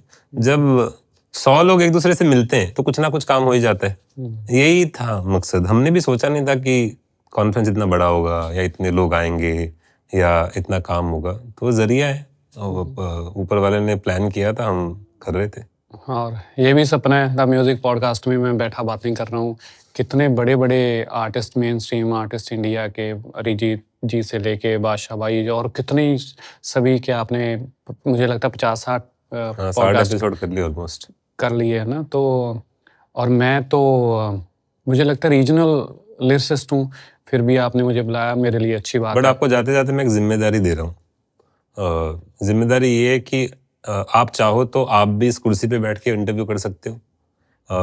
पंजाब के जो जितने लोगों को हम जानते हैं, मान लो दिलजीत पाजी को पूरी दुनिया जानती है, या करण औजला या एपी या जितने भी गुरु रंधावा, ये जो पॉपुलर आर्टिस्ट हैं या पॉपुलर कंपोजर है, इनको तो सब जानते हैं। बट म्यूजिक इंडस्ट्री के ऐसे बहुत सारे लोग हैं जिन्होंने अपनी म्यूजिक इंडस्ट्री को 10 साल 15 साल 20 साल दिए हैं, बहुत काम किया है, और वो लोगों के बिना म्यूजिक इंडस्ट्री और म्यूजिक बिजनेस शायद इतना बड़ा नहीं होता। बिल्कुल उन सारे लोगों को नाम आपको मुझे बताने, डन, उन सबको हम पॉडकास्ट पे लाना चाहते हैं। बिल्कुल। और ये मेरी खुशनसीबी होगी कि आप साथ में बैठ के इंटरव्यू करो उनका। नहीं 100%। तो क्या है कि बहुत आप लोग हैं, हाँ, तो बहुत ही लोग हैं। जैसे राज रंजोत है मेरे ख्याल से, उन्होंने काफी गाने किए हैं। ऐसे बहुत सारे लोग हैं जिनके एज अ बारे में सिंगर लॉन्च हुआ था राज, तो बहुत अच्छा सिंगर है। और ये देखिए कि ये चीजें कई बार समझ नहीं आती, इतना अच्छा वो खुद वोकलिस्ट है, उसके गाए हुए मेन स्ट्रीम इतने गाने वैसे वर्क नहीं किए जैसे उसके लिखे हुए लवर से लेके, और कितने गाने उसके वर्क करते हैं। तो आप चाहोगे तो हम पंजाब जाके शूट करेंगे, आप जाओगे तो हम कहीं यहाँ भी कर शूट लेंगे। करेंगे, यहीं यहाँ करेंगे, भी- बेटर है। क्योंकि उन लोग मैं चाहता हूँ कि उन पंजाबी म्यूजिक इंडस्ट्री के बारे में सब जानते हैं। इतनी बड़ी है, इंडिया की 3rd बिगेस्ट लैंग्वेज है स्पॉटिफाई पे, सब कुछ है। मतलब पंजाबी अब रीजनल तो रहा ही नहीं, बिल्कुल नेशनल इंटरनेशनल है। बट उसके पूरी जो जर्नी है उसमें जिन लोगों का योगदान है, बिल्कुल वो सारे लोगों को पब्लिक के सामने लाना बहुत जरूरी है। बिल्कुल बिल्कुल। और बहुत सारे लोग तो ऐसे हैं जिनका बहुत जरूरी है। अभी जैसे 50 साल हो गए हैं चरणजीत आहूजा साहब को, जिन्होंने चमकीला की एल्बम से लेके, मोहम्मद सदीक साहब से लेके, दीदार संधू से लेके, सभी का 50 सालों से म्यूजिक कर रहे हैं। वो मोहाली में ही हैं, दिल्ली थे पहले, तो लेजेंडरी म्यूजिक प्रोड्यूसर हैं। तो वैसे लोगों का इंटरव्यू, वैसे उनसे कहानियाँ कि कैसे रिकॉर्डिंग वो करते थे, 1 डे रिकॉर्डिंग कैसे, तो ऐसे बहुत सारे लोग हैं। उनके बाद वाले कितने लोग हैं जिनके इंटरव्यूज होने जी उनमें चाहिए। ड्यूटी दे थे, मैं डन हो गया जी, बिल्कुल। चलो बाजी, thank you so much, thank you so बाजी, वेरी मच, thank you, बहुत thank मजा आ you, गया, thank you। Very good. हाँ, मैं इसमें गुरदास मान साहब को देखना चाहूँगा कि वो इस पॉडकास्ट में आए, और दुनिया को, जैसे मैंने अपनी बातें की हैं, तो अपना एक्सपीरियंस शेयर करें। बहुत सारे इंटरव्यूज़ हैं उनके, बहुत सारी पर ऐसी भी बातें होंगी जो कभी उन्होंने कही नहीं होंगी, और यहाँ पे द म्यूज़िक पॉडकास्ट में आके वो बातें शेयर करें, और मेरे जैसे लोगों को, बाकी लोगों को सीखने को और मिले।